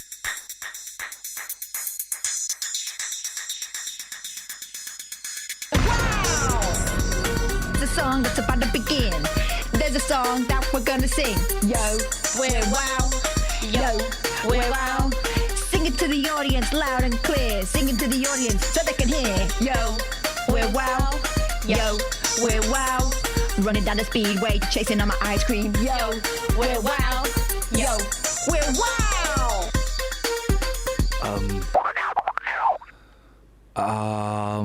Thanks, David Savage. Literally, I don't know who you are, but you work wonders with that old track. Don't be so hard on yourself. We'll consider you for the compilation. An old track. Literally. That's a grown man that made that. This is Jody. Hello, Jody. We'll come to you in a second. I'm sorry that I'm not home. That's okay. But if you leave me your name and number, I promise soon as I get in, I'll phone. Hello. This is Jody. Jody, we'll come to you in a second. This is the actual song, is it? Mr. Paul Evans, who called Justin Dealey only yesterday. Hello, this is Jody. I remember this. I'm sorry that I'm not home. But if you leave me your name and number, oh, this is a tune. I promise soon as I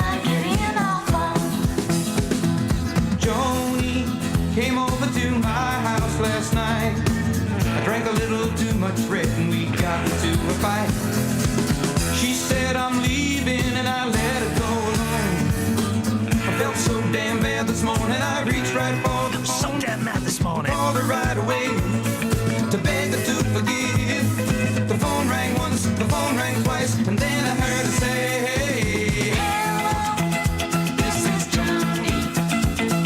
sorry that I'm not home, but if you leave me your name and number, I promise soon as I get in our phone. Joni, I'm sorry and I'm feeling oh so small. That was the message that I left and I waited for a call. I waited with a sinking feeling in my heart, not knowing if she'd forgive me was tearing me apart. I couldn't go on this way, I had to call again. The phone rang once, the phone rang twice, and then I heard her say, hello, this is Joni. I'm sorry that I'm not home, but if you leave me your name and number, I promise soon as I get in our phone.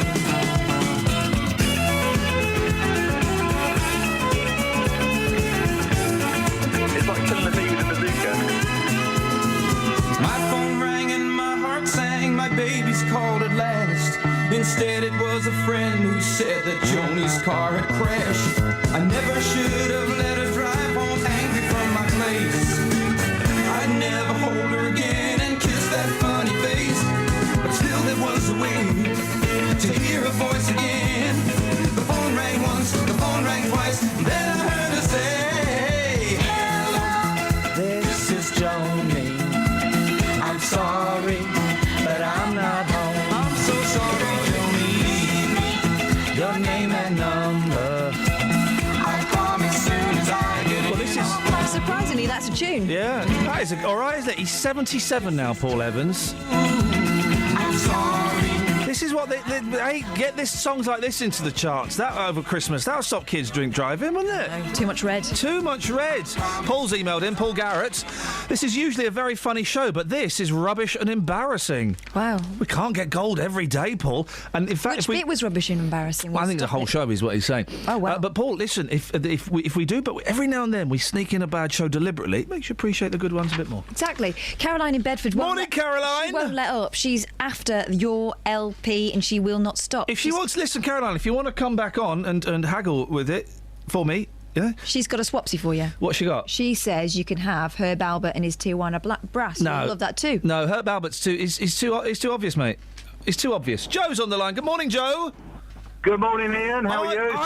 I'm wounded and I'm stung by Paul saying this is rubbish and embarrassing today. Gosh. Just let it fly over your head. The weekend's ahead. Hey, you're right, Joe. I've only got another 2 shows to do before tomorrow evening. Fair play, though. Paul is cool. Yeah, Paul is cool. Joe, what have you got for us? Right, a morbid song. Yeah, oh, yes. It's by a guy, I believe, called Jimmy Cross. Oh, yeah, that name rings a bell. And it's called I Want My Baby Back. And how does it go? I ain't singing it. Oh, come on, you lightweight. No.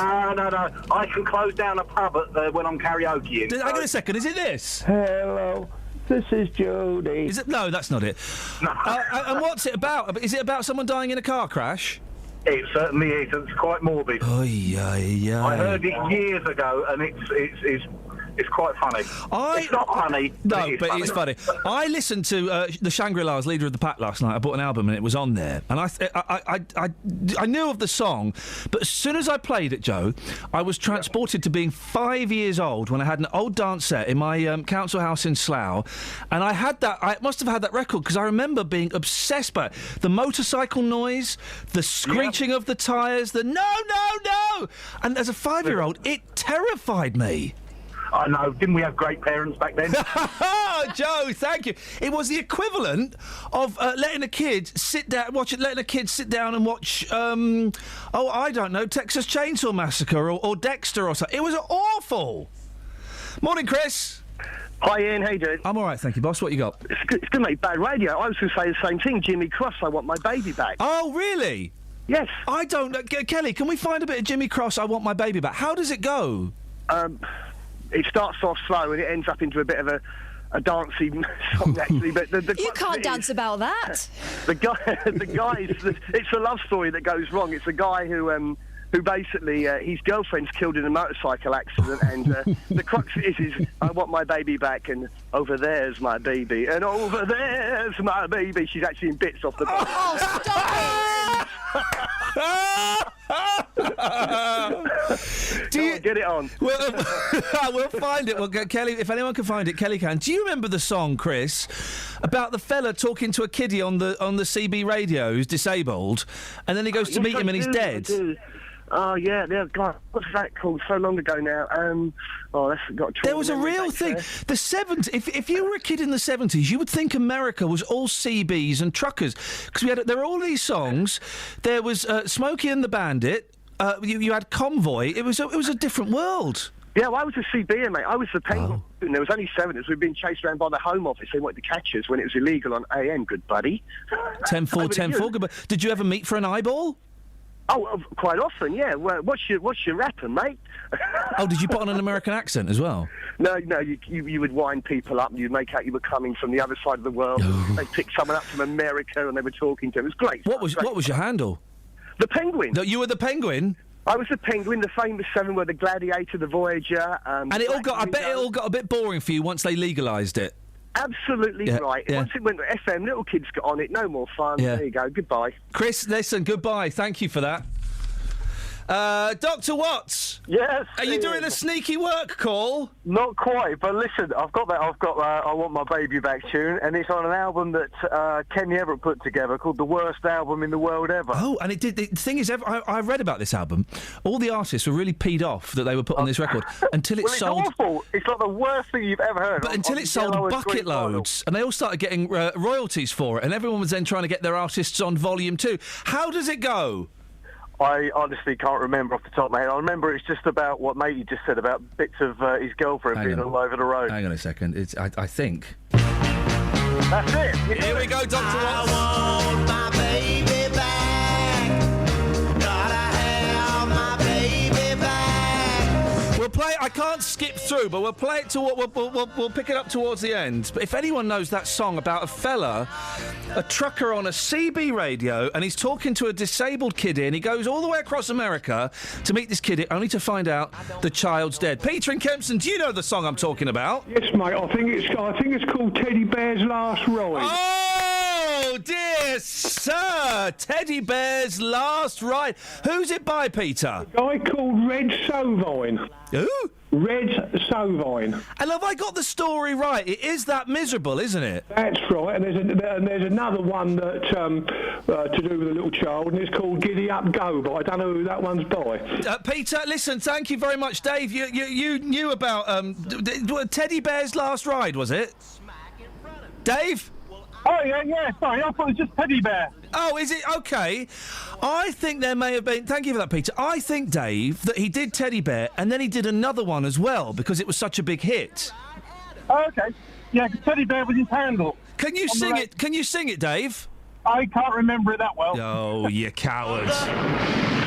There's the crash.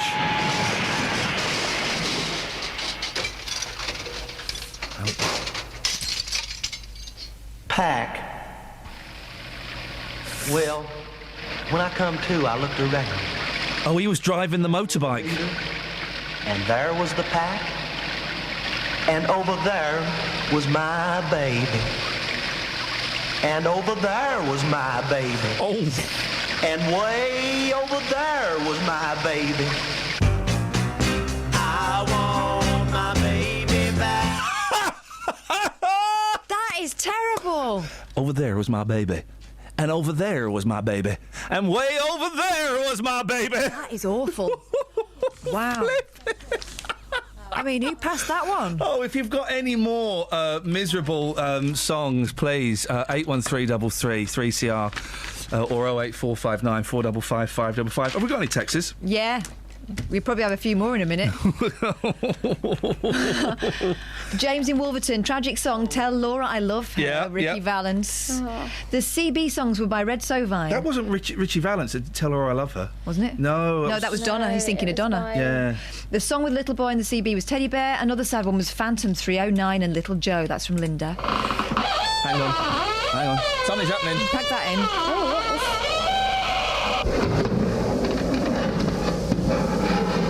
Jimmy Cross.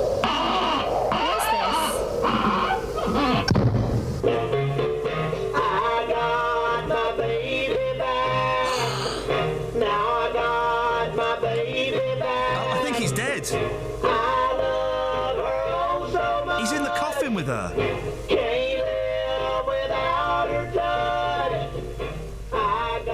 That is wrong on so many levels. Anybody got a chill down their spine? He climbed into the coffin with her.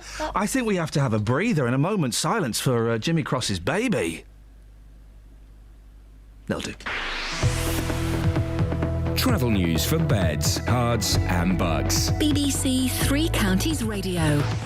In Little Haddam on the A120, that's looking very slow on the speed sensors in both directions at Albury Road. In Tonwell on the A602 Ware Road, that's looking very slow between Westmill Road and Anchor Lane. And in Cheshunt on the A10 Great Cambridge Road, it's slow southbound from College Road to the Winston Churchill Way. In Aylesbury, looking at the speed sensors on the A41 Friarage Road, that's looking very busy around the Oxford Road roundabout to the A413 Walton Street roundabout. And on the motorways, no reports of any delays on the M1 at the moment. The M25 anti-clockwise, though, is looking slow between junctions 16 for the M40 and 15 for the M4. Samantha Bruff, BBC Three Counties Radio. Thank you very much, Sammy. Oh, that song has really unsettled me. Blimey.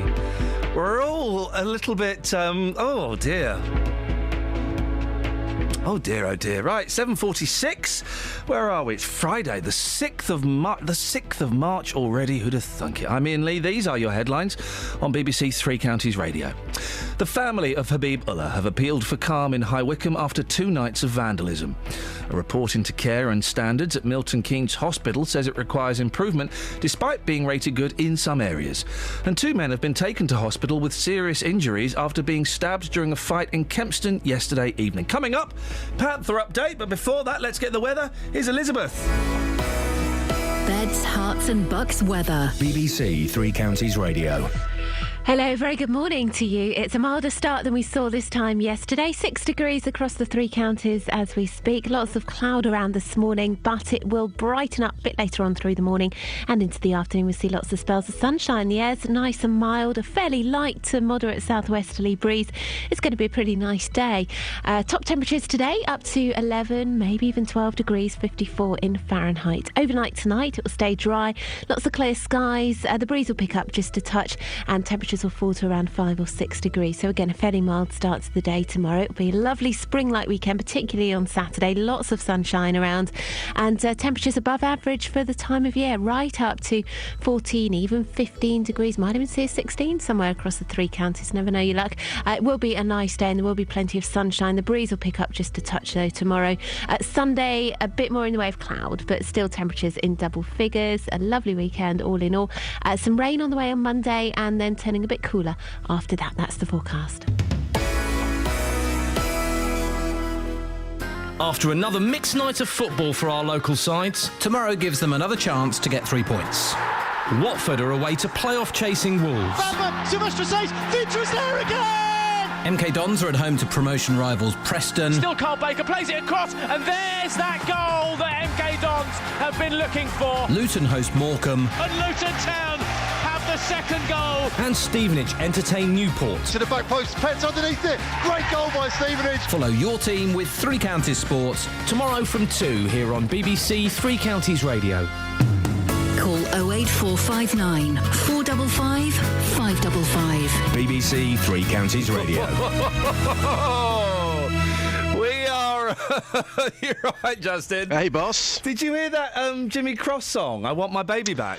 Well, yes, I heard it, and it made me feel quite ill. Do you remember the Teddy Bear song? No. Hang on.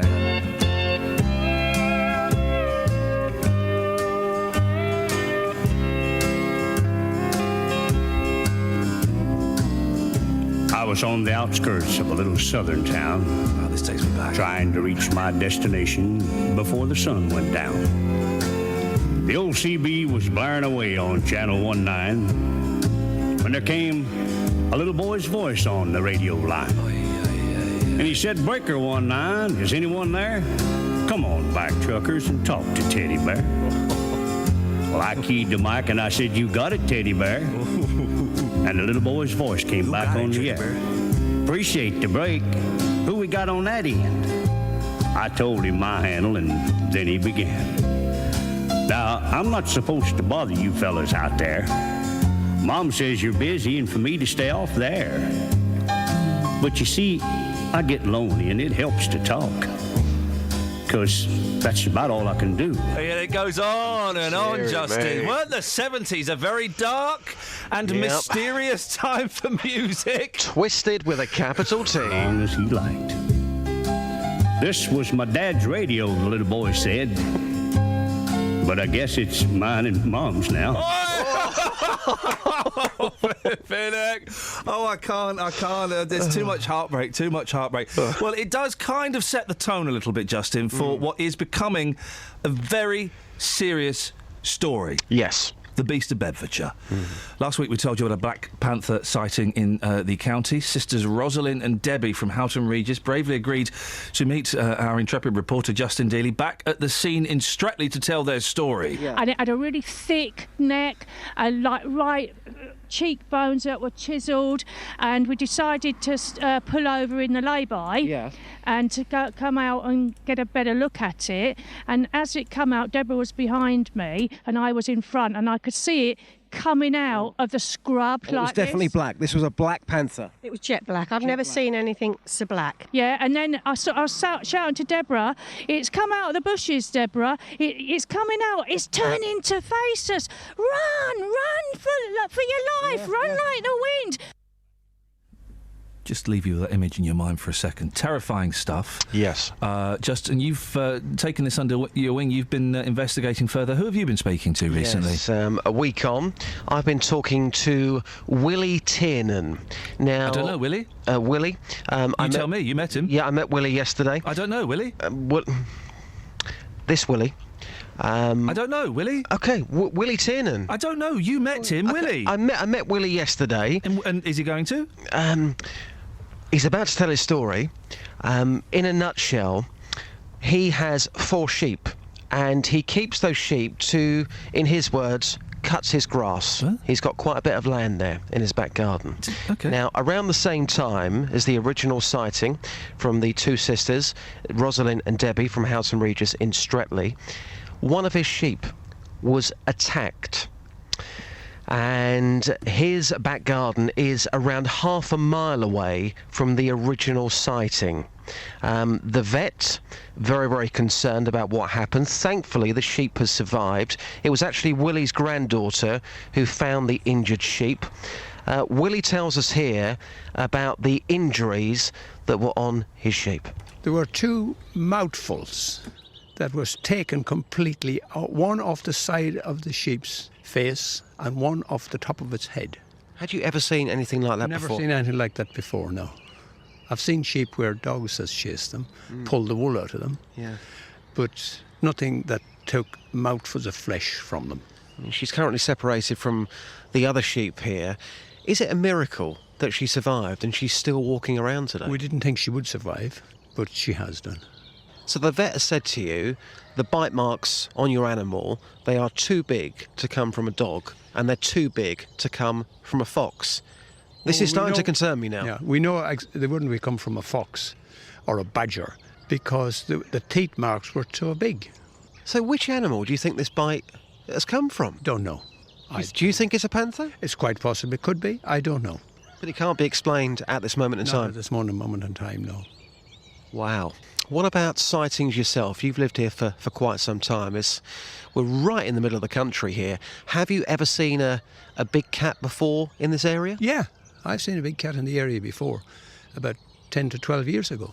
This large black cat squatted down in front of a burrow where rabbits were, and it was waiting for obviously, for them to come out. And what do you think it could have been? A panther, a puma? Well, I thought at the time it was a panther. That's what I thought. I never did know about it being a puma, but I thought it was a panther. But then I'm no expert on those sort of animals. And a lot of people are laughing at this story, saying it can't be a black panther. But we're getting sightings. We've got this story about your sheep, the bite mark which can't be explained. There's got to be something happening here, surely. Oh, there's definitely something happening here, yeah. Definitely. But no, I can't give you an answer to it. Well, we've got calls in, and if anybody else has seen anything in the area, if they could call the Panther hotline. Willie, thanks for your time today, and hopefully this mystery can be explained in the foreseeable future. I hope so too. Obviously very disturbed, wasn't he?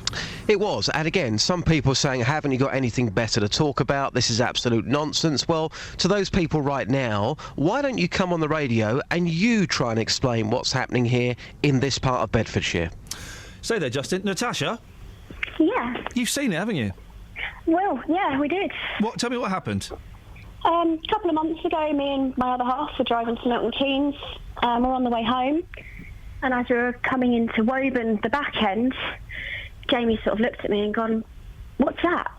And as we pulled down the hill, on like the breadth of the top of the hill, we could see in front of us there was this big black thing, and we were curious, so we've pulled over, had a little look, and as we've got closer, we've realised that it's not a house cat. It couldn't have been a house cat. It was way too big. And we've got, a family dog, Alfie, and it was at least another half of his length included. So, yeah, we reckon we saw it as well. Now, there are you filmed it, didn't you? Yeah, we managed to get a really crappy iPhone video of it. The crappy iPhone video is on our Facebook page. Some people have suggested that maybe it's just a normal cat close up. If you were there, you would have realised, there's no way it was a house cat. I mean, I did animal management at college, and, I've got a fair knowledge of domestic animals, but that was no house cat. Justin? Well, again, it's another story backing up what other people are saying. Lots of people have phoned in this week saying, again, that they've seen a large black cat, either in Bedfordshire or now, of course, further up in Buckinghamshire. These sightings are coming in, and people keep saying to me, I know what I saw. And not everybody can be lying, and not everybody can be making this up. There is something out there. We are looking into it, and at this moment in time, these things, sadly, they can't be explained. Natasha, what conversation, when you were with your partner at the time, how did you both feel? Was it a bit scary?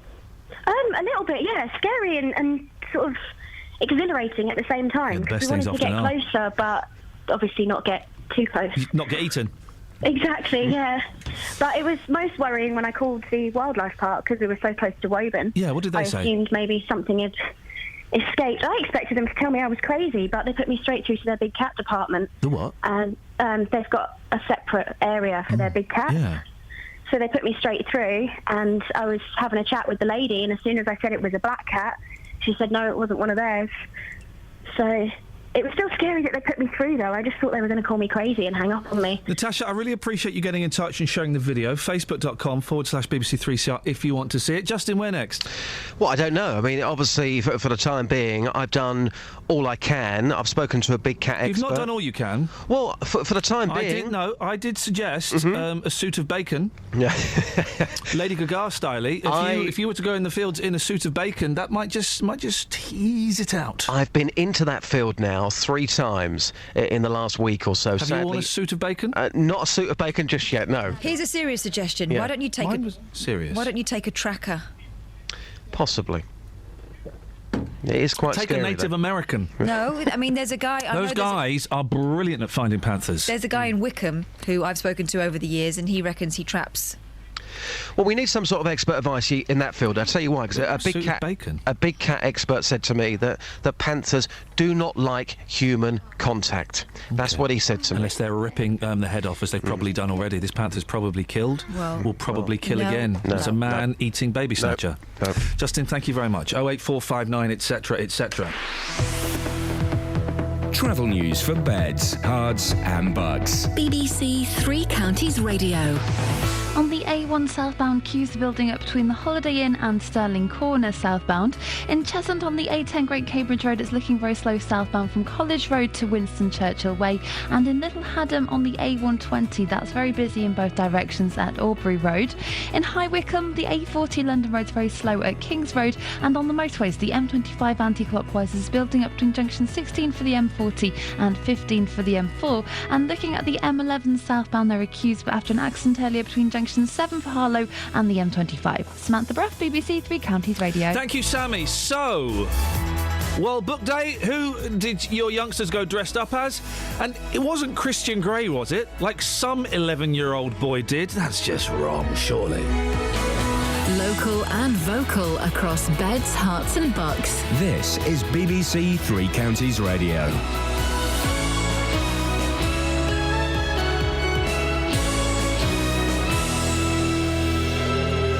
It's 8 o'clock. I'm Simon Oxley. The headlines: family appeal for calm after Wycombe vandalism, improvement needed at Milton Keynes Hospital, and St Albans taxi drivers threaten to boycott city centre. BBC Three Counties Radio. The family of Habibullah have appealed for calm in High Wycombe after 2 nights of vandalism. Police have stepped up patrols after more than 50 vehicles were sprayed with graffiti and had their windows smashed in attacks being linked to the death of Mr Ullah in 2008. He died after being stopped and searched by police. An inquest this week recorded a verdict of misadventure. Saqib Deshmukh is a spokesperson for the Justice for Habibullah campaign. Obviously, we appreciate things are a bit tense and people are angry, etc., after the verdict on Monday. But there's no way that we can tolerate this kind of action. Unfortunately, for a lot of people who didn't really understand the nuances of the verdict, they seem to have committed some of these acts. A report into care and standards at Milton Keynes Hospital says it requires improvement, despite being rated good in some areas. The latest Care Quality Commission findings highlight accident and emergency services and medical care as not up to standard. More from Carol Abercrombie. The Trust was rated good in 6 out of 8 areas, but still has an overall rating of requires improvement. The Trust Chief Executive Joe Harrison acknowledges that A&E and acute medical services come under most pressure due to increasing demand. He said they would use the report as a springboard for continued positive change. The report is based on a 3-day inspection in October. 2 men have been taken to hospital with serious injuries after being stabbed during a fight in Kempston yesterday evening. Bedfordshire Police say they were called at 7:20 after reports of a large number of men fighting on Hartwell Drive. 2 men were stabbed with a knife before the other men fled the scene. The Hollywood actor Harrison Ford has been injured after a small plane he was piloting crash-landed on a golf course in Los Angeles. The 72-year-old star of the Indiana Jones and Star Wars films is said to be in a stable condition in hospital. Drivers will get a 10-minute grace period before a parking ticket is issued as part of a package of measures designed to tackle overzealous enforcement by councils. The change will come into force within weeks. Community Secretary Eric Pickles says the aim is to put common sense back into parking. Taxi drivers in St Albans are threatening to boycott the city centre in the early hours because of safety fears. They say some have lost faith in getting a prompt response from the police, a claim denied by the Hertfordshire Force. Here's Ewan Duncan. St Albans and Harpenden Taxi Association says there have been several occasions when drivers have either had their vehicle damaged or been verbally abused by aggressive customers who've drunk too much. The Secretary Mudassir Yassin says some drivers aren't bothering to report these incidents because they've lost faith in the police taking action. In a statement, Chief Inspector Ken Townsend from Hertfordshire Police said officers have arrived within the national response time during recent incidents at St Albans taxi ranks, and officers regularly patrol the city centre throughout the night. The weather cloudy with some occasional sunny intervals, a maximum temperature 11 degrees Celsius, and you can get the latest news and sport online at bbc.co.uk/3 counties. Thank you, Simon. It's been a very, very morbid show this morning. We've been celebrating the miserable song. Can you believe it, kids? There was a fashion in the 50s, 60s, 70s for songs about people, dying or being severely disabled by motorcycle accidents. Send us in your best ones, please. We're also, it's World Book Day. It was yesterday. What did your kids go dressed up as? And, are you surprised that a school excluded an 11-year-old boy who came dressed up as Christian Grey? The suit, the tie, in his pocket. a blindfold and some cable ties. I mean, really? And no one has been able to... I can't understand. There's a new law is going to be passed so that if your parking ticket runs out, you can't get a fine until 10 minutes after. There'll be 10 minutes grace. Well, I don't get it. I've never understood people complaining about them getting tickets from wardens. If you've parked illegally or you've overrun your parking time, well, tough. Surely? 08459 455 555. Across beds, hearts and bucks. This is BBC Three Counties Radio. Morning, Paulette. What you got? Morning. I listened to earlier on, you were talking about a film called Escape in the Night. Oh, yes, yes. Years and years ago, just a little bit older than Hannah, about 12, yes. I read the book version of that, and it's called Marianne... It's called what, sorry? Marianne Dreams.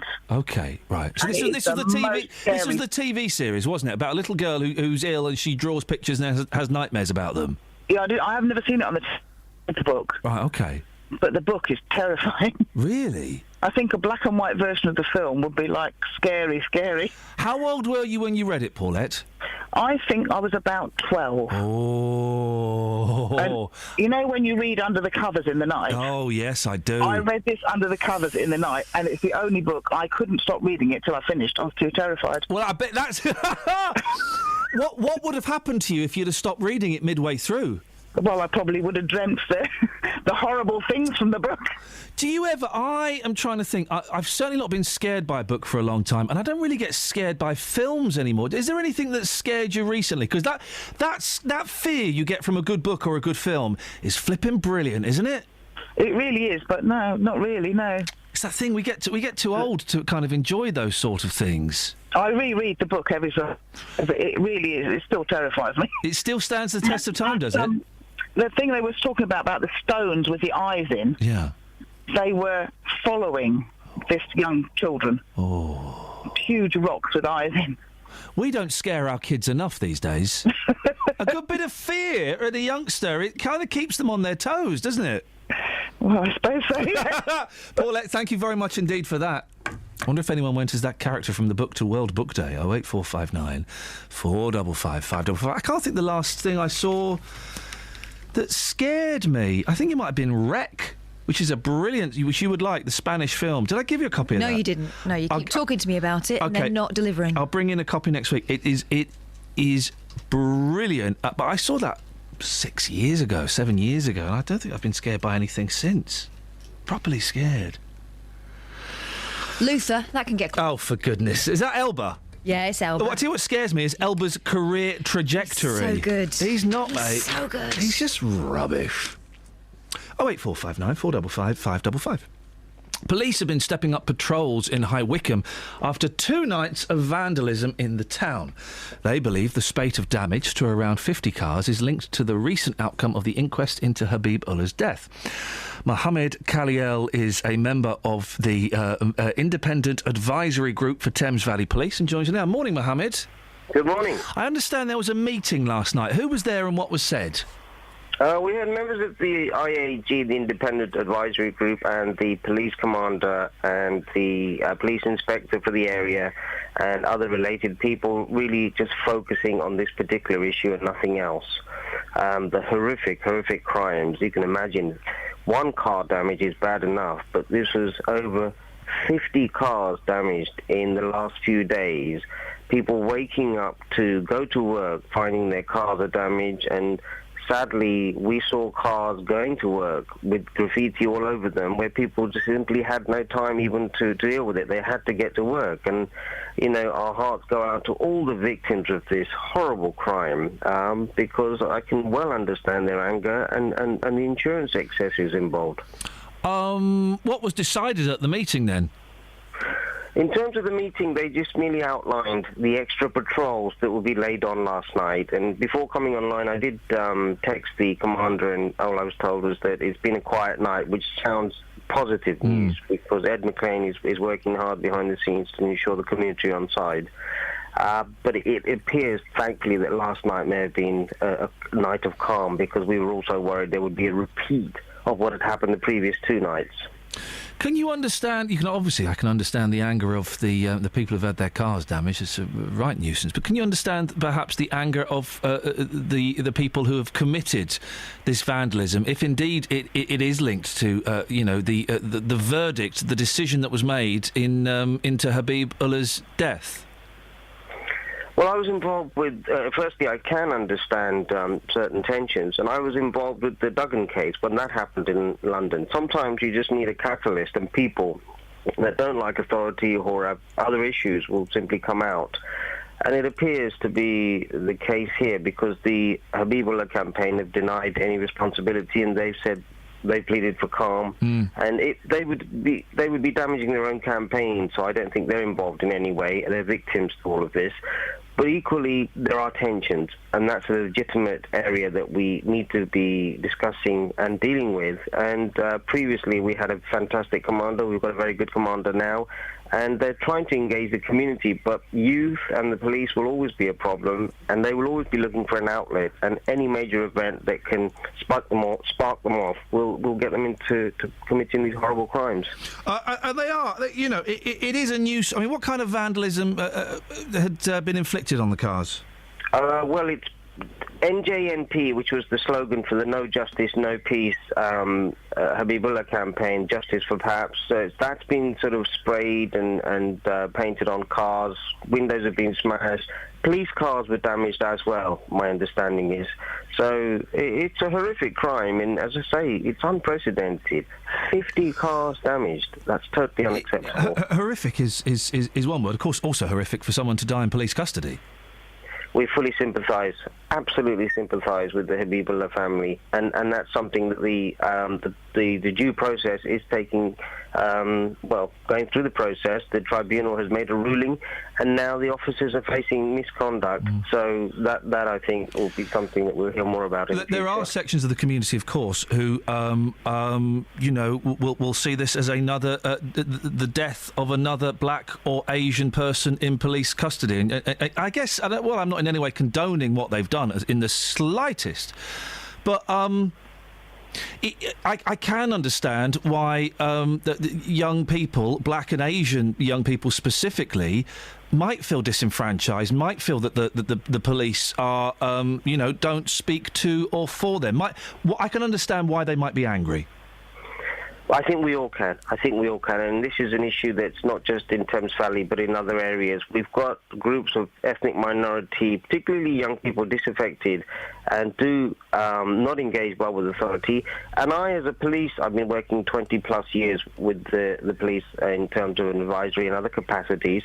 I can tell you there are problems on both sides. So the police have what's called a Professional Standards Department, PSD, and what people don't get to hear is a lot of police officers face disciplinary or even dismissal action in various forces for having committed quite serious offences.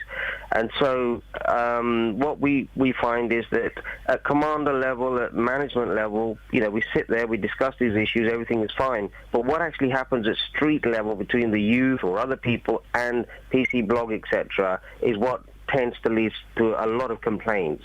And, in the past we've had police officers involved in even sexual crimes themselves and other offences. So, yeah, it's a two-way story. But I would stress in the main, most police officers do a very good job. Mohammed, thank you very much indeed. Mohammed Khalil, member of the Independent Advisory Group for Thames Valley Police. And, yes, thank you to Iain for your email there. 08459 455 555 is the phone number. A little quick recap and reposition of where we are. Don't worry about a phone call now. We'll get one afterwards. Sorry? Oh, you're thanking Mohammed. I do apologise, Catherine. I thought you were rushing to get a phone call. No, we've got a bit of Matt coming up and we want to give him plenty of time. Oh, flipping egg. Miserable, Matt. Yeah, of course. We don't want to give him that much time, do we? I was expecting that. He probably hasn't got much left. He's enjoying something today, so I thought we'd let that breathe. I bet he was enjoying that miserable country song. Yeah, of course he was. Of course he was. We are celebrating the majesty of the miserable song where people are killed or quite often just maimed, quite often seriously maimed in horrific motorcycle Or car accidents. That song, I Want My Baby Back, was just plain wrong. He gets in the coffee. I want my baby back. She's over there. And over there. And way over there. And then he gets in the coffin with her. 08459 455 555. What are your kids going to school dressed up for World Book Day? I've just had a picture of mine. She looks absolutely brilliant. I'll have a look at that in a second. And we've had a text through from someone else who sent us a picture. This is wonderful. Bev in Aylesbury. My grandkids yesterday. Francis as Bruce from Matilda and Betsy as an Oompa Loompa. And yes, they have done her face orange. Yay! No one has gone for the Christian Grey. Strange that, isn't it? Unlike the 11-year-old in Manchester, who went dressed as Christian Grey, and in his pocket he had some equipment. Cable ties and a blindfold. That is... What was his mum thinking? Well, this is the other thing. You thought this was all right? No, I thought this morning you said, that's all right, that. No.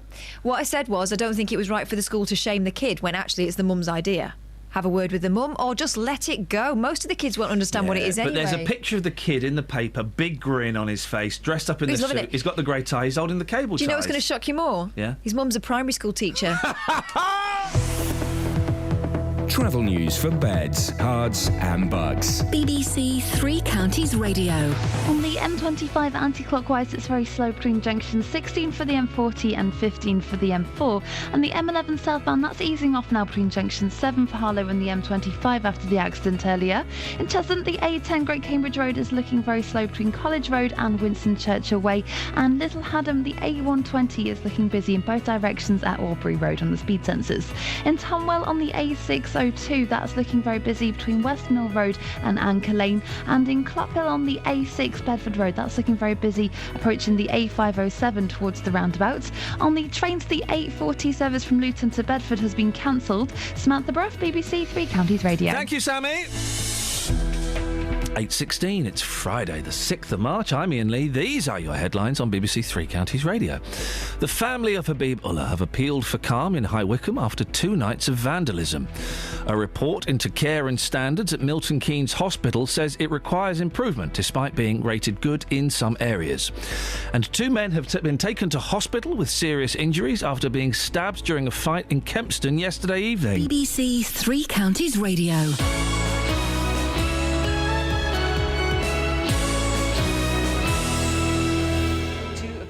Senior parliamentarians have vigorously denied any wrongdoing. The biggest news stories mean different things to different people. HSBC has described 2014 as a challenging year after reporting a 17% drop in its annual profits. To us, the biggest stories are what's happening right here in Beds, Herts and Bucks. A cancer charity based in Stevenage says they won't give up even though £5,000 worth of stock was stolen. My little collection tins, that's all gone. Every day, we bring you the things that matter most to you. With news bulletins throughout the day. A memorial outside Luton Police Station for Leon Briggs could be removed. In-depth discussions. She's proved to the nation that she's actually a human being. She's not an automaton. And online at bbc.co.uk/3 counties. Local news. When and where it happens. BBC Three Counties Radio.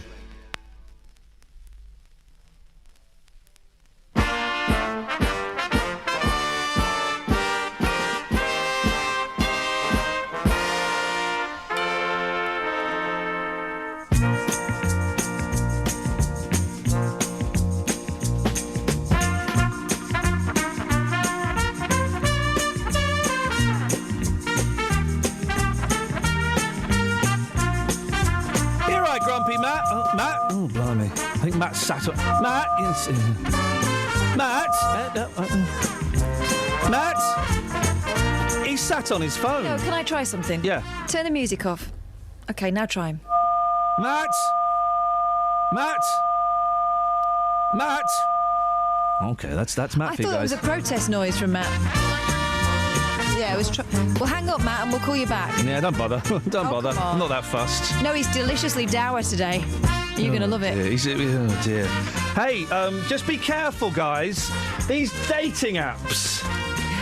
They can turn let's just get... Where's the sun gone? These dating apps, they sound like a lot of fun, but you can go in one door and you come out the other. The Sun, page 39. Tinder turned us gay. You've got to be so careful. I don't think any kind of technology can turn you gay. Tinder turned us gay, and to prove it, there's a picture of two women holding hands and a picture of them in bed. Oh. They look identical.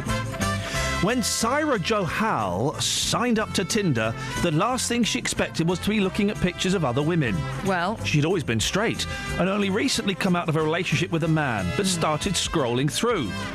It was only when her friend confessed to changing her profile settings on the dating app to likes men and women as a joke, it made sense. Syra laughed along, but revisiting the site, she was amazed to find lots of matches with women wanting to date her. The 21-year-old was drawn to bar worker Grace Goddard's quirky sense of humour and the fact they looked exactly the same. Beautiful. Grace had never been in a relationship with a woman. She and Syra got chatting, and after weeks of messaging, they were both shocked by the level of sexual chemistry between them. Tinder turned us gay. Grindr turned me gay. Good morning, Matt. Good morning. Good morning, Matt. What have you got? The Long Black Veil. Sorry? The Long Black Veil. Well, take it off, Matt. Take it off, Matt. I can't hear you. You sound in a good mood. That's unusual, because you're miserable. Well, you've got a good show on this morning. Oh, hang on a second, because we've... No, well... Oh, dear. Paul has emailed in saying this is usually a very funny show, but today it's rubbish and embarrassing. No, I think it's very good. I love all that old stuff. Brilliant. You love all the miserable stuff? I love the deep stuff, man. Leonard Cohen and all that stuff. Flippin' heck. What Johnny Cash song do you like? The Long Black Veil. Sing along.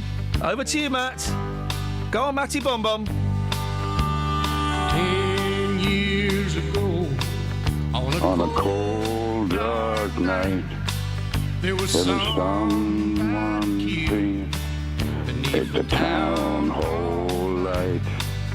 There was you at the scene, but they all agreed that the stranger who ran looked a lot like me. Now the judge says, flippin' hell, Matt. This is when we start to get... What? This is when we start to get listeners again. It turns out, hey guys, this is we're going to move this stuff to 8:30 and put good stuff in at 7:30. Yeah. It's a bit miserable, isn't it, Matt? Well, he was condemned. He got the chair and he went to his grave. No, he didn't, mate. He died of old age. No, he didn't. He did. I read a book about him. Johnny Cash. He got Not broken Johnny hearts. Cash, you prat. The guy in the song. Don't keep complicating things, will you? I'm so sorry. I thought because he got heartbroken when... Whose show do you think this is? Sorry? Whose show are we on? I thought it was mine, Matthew. No, it's mine now. Thanks for calling. In that case, Matt, have we got any callers that we can put through to Matt? I'm tempted to give him to the next guest, but I won't. I want to speak to Dave. Dave stopped calling us up. Wow. Dave has lost his bottle. Well, he said he was going to ring us yesterday. You gave him a lot of stick in the past. Well, no, that's it. We were going to give him some stick and he didn't turn up to get it. But you like the stick, don't you, Matt? I love a bit of stick, yeah. Thanks very much for calling. Tinder turned us gay. 08459 455 555. Across beds, hearts and bucks. This is Iain Lee. BBC Three Counties Radio.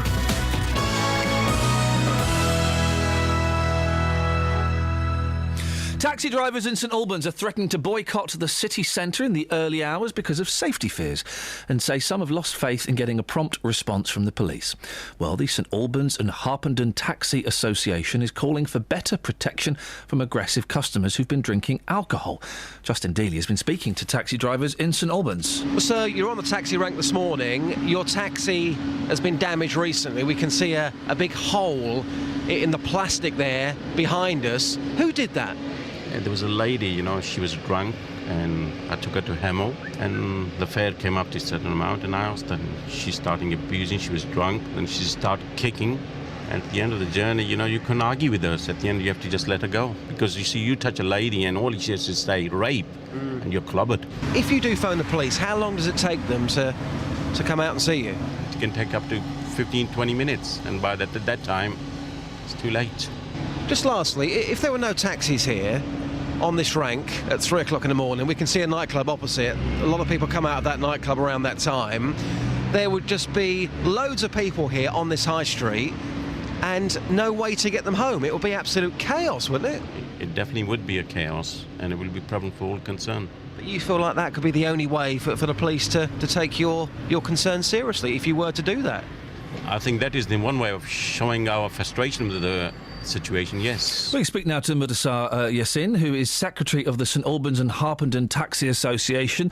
Morning, Mudassar. What's the taxi driver's beef? Hi, morning. Yeah, we don't actually have any beef in that sort of terms.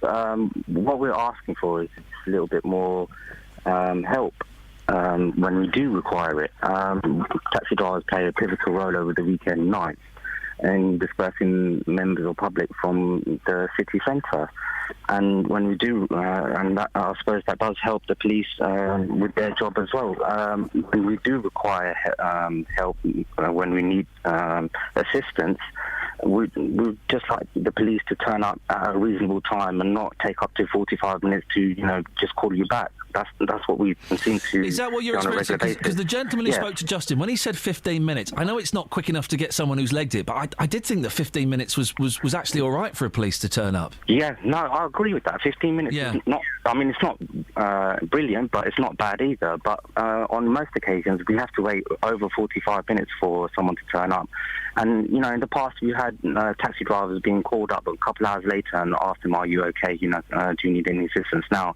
And they've laughed at that. And those very same drivers now don't ring up the police at all now. And they just, like the driver said, they're resigned to losing that fare or being beaten up or wherever it takes. What kind of stuff is happening? Is it primarily people just doing a runner? Or is there, you just hinted there that there was violence? No, there is violence involved. In the last couple of times that we have highlighted. I mean, see, the thing is, what happened was we had a forum just recently with the council and the police, and a lot of issues got brought up there. And as a result, we put onto our forums, which we have about 180-odd drivers on those forums, that, if you're having incidents, please take a photo and report it to us. And just in the last 2 weeks, we've had 3 incidents that have been reported, and we've highlighted all 3 of those, and as a result, we're talking to you now. So, these issues are on a regular basis, and, just because drivers don't feel that the police are going to be able to help them, and they don't want to take 2-3 hours out afterwards, or during their shift to go and make a statement, because that, and their livelihood is very tight at the moment, especially with the amount of taxis that we have in St Albans. This strike, I guess you would call it, in the early hours of the weekend, is that going to happen? And if so, when? And what effect are you hoping it will have? Ian, be honest with you, I don't know if we're going to go for a strike. It really depends on what the police do now. I mean, what Chief Inspector Townsend has said is, I don't agree with anything. He talks about the additional rank being helpful to us. And last year I spoke to you when we had the 24-hour strike in regards to that. And that was all down to our safety, not being taken into consideration. And now with the Chief Inspector saying that, they respond to us very quickly. Like I said, on majority of the occasions, we don't get the response in time. Stay there. We've got a statement. Who's the statement from, This is Catherine? from Mike Lovelady, who's the head of Legal, Democratic and Regulatory Services at St Albans District Council. Yeah. I know, isn't that a nice name? What a great name. Here's what he says, and we'd be eager to get your feedback on this one, Mudassar. Sure. We're aware of the recent incident at the St Peter's Street taxi rank. We work with the police and other partners on public safety and crime prevention in the district. Along with our partners, we operate a CCTV scheme in the centre of St Albans that's used to monitor the streets and detect crime. We also jointly fund a taxi marshal scheme at the St Peter's Street taxi rank to help ensure the safety of taxi drivers and customers using the rank. The police, taxi marshals and CCTV operators all communicate by linked radios to help assist in responding to any incident quickly. So that's him saying what they're doing. But this is what he's saying they might do. We're always willing to consider new ways of working in partnership with taxi drivers to help them feel more secure. With this in mind, we offered taxi drivers the opportunity of participating in a council-funded trial of an in-taxi CCTV scheme a few years ago. Other local authorities run similar schemes. Our offer was declined at the time, but we're happy to consider a trial again if the taxi drivers are willing to take part. Do you fancy that? Yeah, no, and they say that we declined it. We did not decline it. We put it into our newsletter, which we sent to all our drivers, regardless of whether members or non-members, and no one responded back to us. So, we can't say to drivers, you have to put this in. It's up to it's their own decision if they want to put that on CCTV in. And we highly recommend it, to be honest with you. So we don't have a problem with that. Do you drive a cab, Mudassir? I do, yeah. Have you got CCTV in yours? No, I haven't. I mean... So you recommend it, but you don't have it in yours? No. See, I recommend it, but look... but you don't do it yourself? No, Ian, listen. 4 years ago, I used to work weekend nights, and I had a person put a knife to my throat and was called Take My Money. Now, luckily, the police turned up, and they did a good job of that, and they arrested the person who's been put down. He's probably just come out now. Now... I stopped working the weekend nights as a result of that issue. Yeah, I remember you saying, yeah. Now, if drivers want to work on weekend nights, I would recommend that they do have CCTV. On the week, during the days, you can try and handle the situation. Not to say that we don't get issues, but we do. But we try and handle it in it's different to doing it on the weekend night. Mudassir, listen, it's good to talk to you. I appreciate the work that you and your colleagues do, and it seems nuts to me that anyone would threaten or even beat up a cab driver. Mudassir, thank you very much indeed. Oh. Travel news for beds, cards and bugs. BBC Three Counties Radio.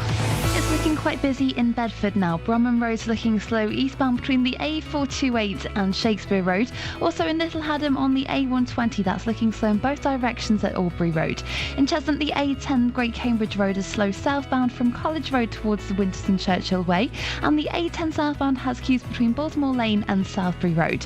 On the A1 southbound, there are queues between the Holiday Inn and Stirling Corner. But looking at the M25 and the M1 and the A1M on the speed sensors, they're all moving absolutely fine at the moment. On the trains, the 8:40 service from Luton to Bedford has been cancelled. Samantha Bruff, BBC Three Counties Radio.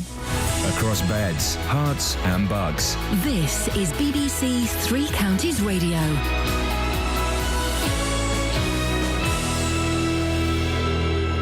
It's 8:30. I'm Simon Oxley. The family of Habibullah have appealed for calm in High Wycombe after 2 nights of vandalism. Police have stepped up patrols after attacks being linked to the death of Mr Ullah in 2008 after being stopped and searched by police. An inquest this week recorded a verdict of misadventure. A report into care and standards at Milton Keynes Hospital says it requires improvement despite being rated good in 6 out of 8 areas. 2 men have been taken to hospital with serious injuries after being stabbed during a fight in Kempston yesterday evening, and taxi drivers in St Albans are threatening to boycott the city centre in the early hours because of safety fears. Three Counties Sports. BBC Three Counties Radio. Newcastle's Papi Cisse has accepted an FA charge of spitting at Manchester United defender Johnny Evans. Cisse has issued a full apology. He faces a 7-match ban, but Evans denies spitting at Cisse and is yet to respond formally to the charge. In tomorrow's football, third-place Watford go to Wolves in the Championship. The Hornets are just a point off the top, but manager Slavisa Jokanovic says he can handle the pressure. There's many pressure in the football. I prefer to have this kind of the pressure for fighting for top of the table. What is another kind of the pressure where we must save the team for don't relegate or something same. In League One, MK Dons will make a decision on the fitness of goalkeeper David Martin later today, ahead of the home match with promotion rivals Preston. Martin has missed the last 5 games. Lee Hodgson is set to replace suspended skipper Dean Lewington. In League 2, third-placed Wycombe go to Southend. Wanderers have failed to overturn Matt McClure's midweek red card. Luton host Morecambe with Elliot Justum set to continue in goal as Mark Tyler faces a scan on a knee injury. Here's manager John Still. We're going to have a scan now. We've waited to see how it's got a lot better, but not quite right yet. So we'll have a scan and we'll have a look. But Elliot's done fine. I think he's got a good future, Elliot. He's done very well. And Stevenage are at home to Newport. The Borough have signed former Luton midfielder Keith Keane on loan from Preston. And Andy Murray leads Britain in their Davis Cup tie against the USA, which starts in Glasgow at lunchtime. Murray opens against Donald Young in today's singles. BBC Three Counties News and Sport. The next full bulletin is at 9. Call 08459 455 555. BBC Three Counties Radio. That's my boys. Wow. As World Book Day. What lovely outfits. This is my favourite child. That one. It is. I mean, I'm not going to say which one. You know which one, Kels. I'm not going to say which one. You have a favourite child? Yeah, of course I do. What? Yeah. There's mine.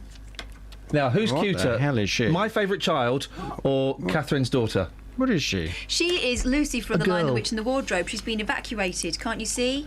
The gas mask box, Right. the beret. Oh, yes. Now you say that. suitcase. I know exactly what she was. Kath, have a look at mine. Well done. Yeah? Oh! Whose is the best? I feel Jonathan? like I'm in the middle of some kind of hideous battle between parents. Who is? No, you're not. But you're. No, but this isn't my best one. Oh. This is my best one. Whose is the cutest? Hang on. I really don't want to be drawn on this. Okay, mine.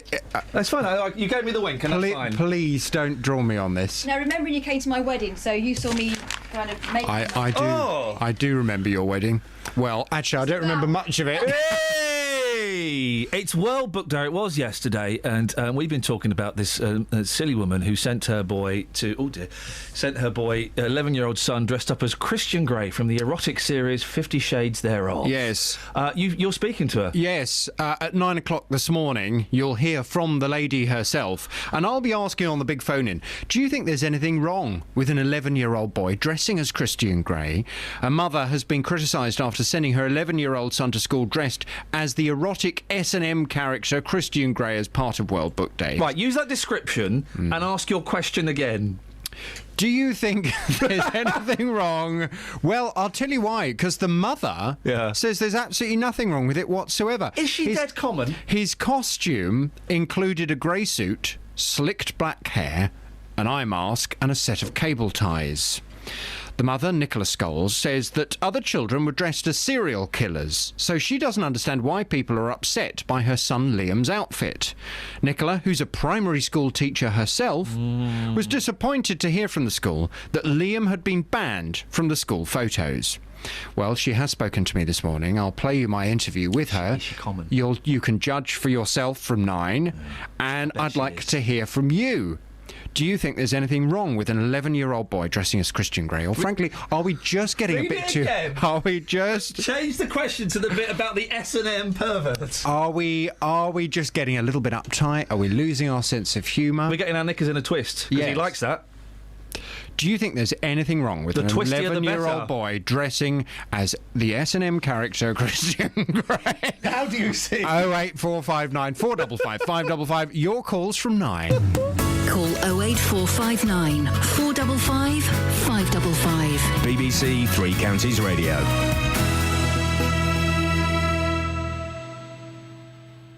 I look forward to listening to that interview. Justin. Hey, boss. You've taken this to the street. We'll do a recap in a second, but this is the story that's got us all arguing away. 11-year-old dressed... I can't wait to hear that interview. An 11-year-old dressed up as Christian Grey, the S&M pervert from 50 Shades Thereof. And this morning you went, what's the problem? Well, I said, hang on. What's the problem? Hang on. Other Fact, kids, not fiction, mate. Other kids are going to school dressed up as Dexter, correct? Right, yeah. Who is a serial killer. From a TV He's a serial series. killer, and Christian Grey, again, is just a character. They are both characters. What is the difference between those two? No. Well, one will kill you, and the other one will give you a damn good thrashing. Listen, I think they're both... All right, girls, calm down. Chill out. I think they are both inappropriate. Oh, so they're both inappropriate. I was making a comparison. No, you didn't. You said what's wrong with that before you knew about someone going as Dexter, mate. Fact, not fiction. I just think it's just... I know that Christian Grey is your psychological hero. Yes. I can see it being inappropriate, but at the same time, this is just a character. That's all it is. Yeah, in an adult book. Oh, okay.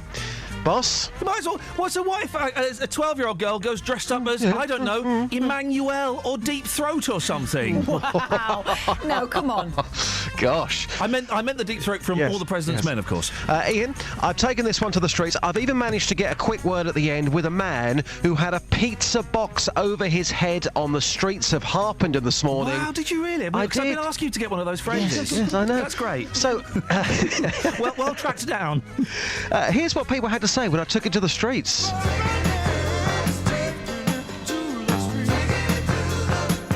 taking it to the streets with J-Dog.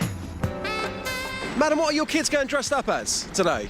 She's Little Red Riding Hood and he's just himself. Would you send your boy, how old's your boy, by the way? 10. Would you send him to school dressed up as Christian Grey? No, I wouldn't. I've not read 50 Shades of Grey. Neither have I watched it, but I've got people who've talked about it, and it's not what I encourage my kids to do. Do you think it's disgusting? It is. From stories that I've heard, it is disgusting. Take care. It's inappropriate because I've read the books, I've seen the film, and anyone under the age of 18 involved in it, I think is very inappropriate. So never in a million years would you think about dressing up your boy as Christian Grey? No, never. Inappropriate. Seriously? Yes. Boss, you've got a young daughter, but if you had a son who was 11 years old and it was World Book Day, would you send him to school dressed up as Christian Grey? No, it's a bit weird, that one, isn't it? So the parents that have done that, let's get straight to the point here. You're a parent yourself. The parents that have sent him to school dressed up as Christian Grey, are they bad parents? Yeah. Morning, sir. How are you? Good. I know that you're on the high street here in Harpenden with a pizza box over your head, but can I ask you a quick question? Is that okay? Yeah. An 11-year-old boy has gone dressed up to school for World Book Day as Christian Grey from 50 Shades of Grey. What do you think about that? I can't say it's wrong, but it depends, It's. Would you send your child to school dressed up as Christian Grey? No, I would not. How long you got that box over your head for? For 2 hours. 2 hours, okay. I'll leave you to it. Thanks for your time. Thank you. Hey! Justin, you can't seriously think it's acceptable. Seriously. In all seriousness, no. Looking at the facts, I think it's the extras. It's the extras. If he went to school in a suit and the suit only, I think maybe that would have been deemed as a bit of fun. But it's the extras. No, it's the whole character. The Christian Grey character is inappropriate. By the way, I'm loving this album. The Christian Grey character is completely inappropriate for an 11-year-old to go dressed up as. So, anything to do with serial killers? I mean, let's just say somebody goes to school then dressed up as Henry VIII. Bit brutal, wasn't he? Is that wrong as well? Well, what? Okay, what book was Henry VIII in? Well, I'm just giving you an example. It's World Book Dexter. Day. What book was Dexter in? That's wrong on 2 counts. Okay. A, he was a murderer, and B, he's not a book. Where do you draw the line? That's all I'm saying. Well, I draw the line it's certainly some way before Christian Grey. Christian Grey is definitely on the wrong side of the line. Have you seen some of those outfits that kids go to school in? They look ridiculous. That kid, to be fair, he looks smart. What's on your show tomorrow, Jess? On the show tomorrow, we have the UK and American charts from this weekend in 1980 and songs that remind you of your very first date with your wife or your husband. Somebody I spoke to yesterday in Barton, their first date with their now husband was at Shillington Football Club. Oh, dear. Dearie me. And what song did they associate with that? You'll never guess. Yeah. Eric Clapton, Bad Love. Hey, the song I associate with my wife is The Day We Went to Bangor. Clever. Not really. I think it was in the charts at the time we got together. I don't know. Any texts before I go to Barbara? Yeah, loads. Go on, give us a couple of texts. Earlier on we played David Savage's garage remix of Yo We're Wow. Yes. Barry from Milton Keynes wants a copy. He says, better than any burglar alarm, people will think that there is a nutter at home. Yes, okay, yes, thank you. Angela suggests Old Shep for maudlin songs. Oh, and that's, yes. And, earlier on you corrected someone who suggested that Richie Valens sang... Tell Laura I love Laura. Her. James says, I'm correct, and in Wolverton. He recorded it in 1960 for the UK, actually. Richie Valens did a version of Tell Laura I Love Her? Apparently. Well, who had the hit with that? That wasn't who had the hit. No. Hang on. Terry by Twinkle, or is that Twinkle by Terry? That's Twinkle by Terry. Oh, no, fair play. Richie Valens did it. OK, yeah, I apologise, sir. Heather in Barton Le Clay said Twinkle. And loads of people are talking about, a song called Honey, but I think Barbara and Stephen are just going to Honey, come back, Morning, Barbara. Good morning. Honey by Bobby Goldsborough. Yeah. Huge hit, I'm going to say 1968 or 68. 68, yeah. I'd never really listened to the lyrics. Is it about someone dying? Yeah, my late well, donkeys years ago, my late boyfriend died of cancer, and that was a particular tune at that time as Top of the Pops. Blimey. So it kept on playing, and every time I played it, I used to cry my eyes out. Oh, no. But that was 42 years ago. Does it still have that effect on you now? On occasion. Yeah. And isn't it funny how, you know, a 3-minute pop song can just can link to us in quite a significant way? Yeah, well, that was 42 years. And that was 44 years ago. I've been married 42 now, so been not too bad. I'm trying to find... OK, I've got the lyrics here. Oh, gosh, look. Will it upset you if I read them? No, carry on. She wrecked the car and she was sad and so afraid I'd be mad, but what the heck, though I pretended hard to be, guess you could say she saw through me. Where's the bit where she dies? Oh, she dies. Don't worry. Here we go. One day, while I was not at home, while she was there and all alone, the angels came and took her away. Now all I have is memories of honey, and I wake up nights and call her name. Now my life's an empty stage where honey lived and honey played. That's right. And love grew up, and a small cloud passes overhead and cries down on the flower bed that honey loved. Yeah. Barbara, thank you very much. That's quite right. Have a good weekend. And you, my love. Bye. Ta-ta, bye-bye. Oh, blimey. Are there any modern equivalents of I heard songs? one a couple of weeks ago. We'll find out what it is after this. Travel news for beds, cards and bugs. BBC Three Counties Radio. Looking at the motorways, there's no reports of any delays at the moment, but it's quite busy in Cheshunt on the Great Cambridge Road. It's looking slow from College Road towards Winston Churchill Way. And in Little Haddam as well, the A120 is busy in both directions at Albury Road. In Clophill, the A6 Bedford Road's looking slow approaching the roundabout at the A507. And in High Wycombe on the A40 London Road, that's looking very busy at the junction for Kings Road. On the A405 North Orbital Road at Bricket Wood, there's queues around the M25 junction 21A roundabout. And looking at the train departure boards, there's no major delays coming up at the moment. Samantha Bruff, BBC Three Counties Radio. Sammy, thank you very much.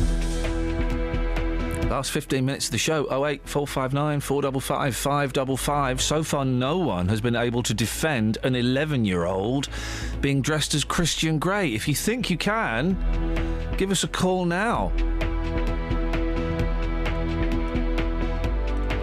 Right, it's 8:45. It's Friday, the 6th of March. I'm Iain Lee. These are your headlines on BBC Three Counties Radio.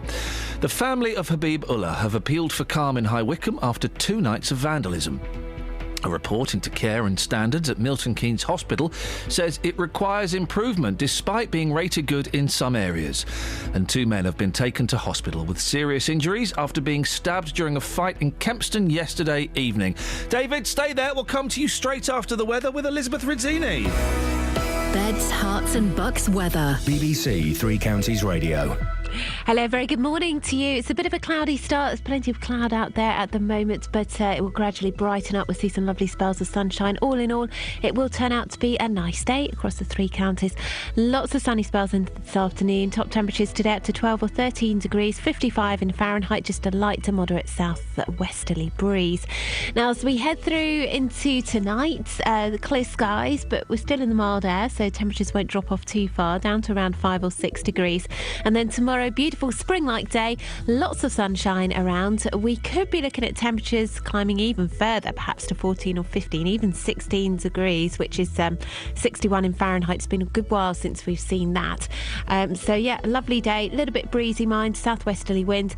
Sunday not quite as good because it is going to turn really quite cloudy through the day, but temperatures still into double figures. So all in all, it's a fairly decent weekend. That's the forecast.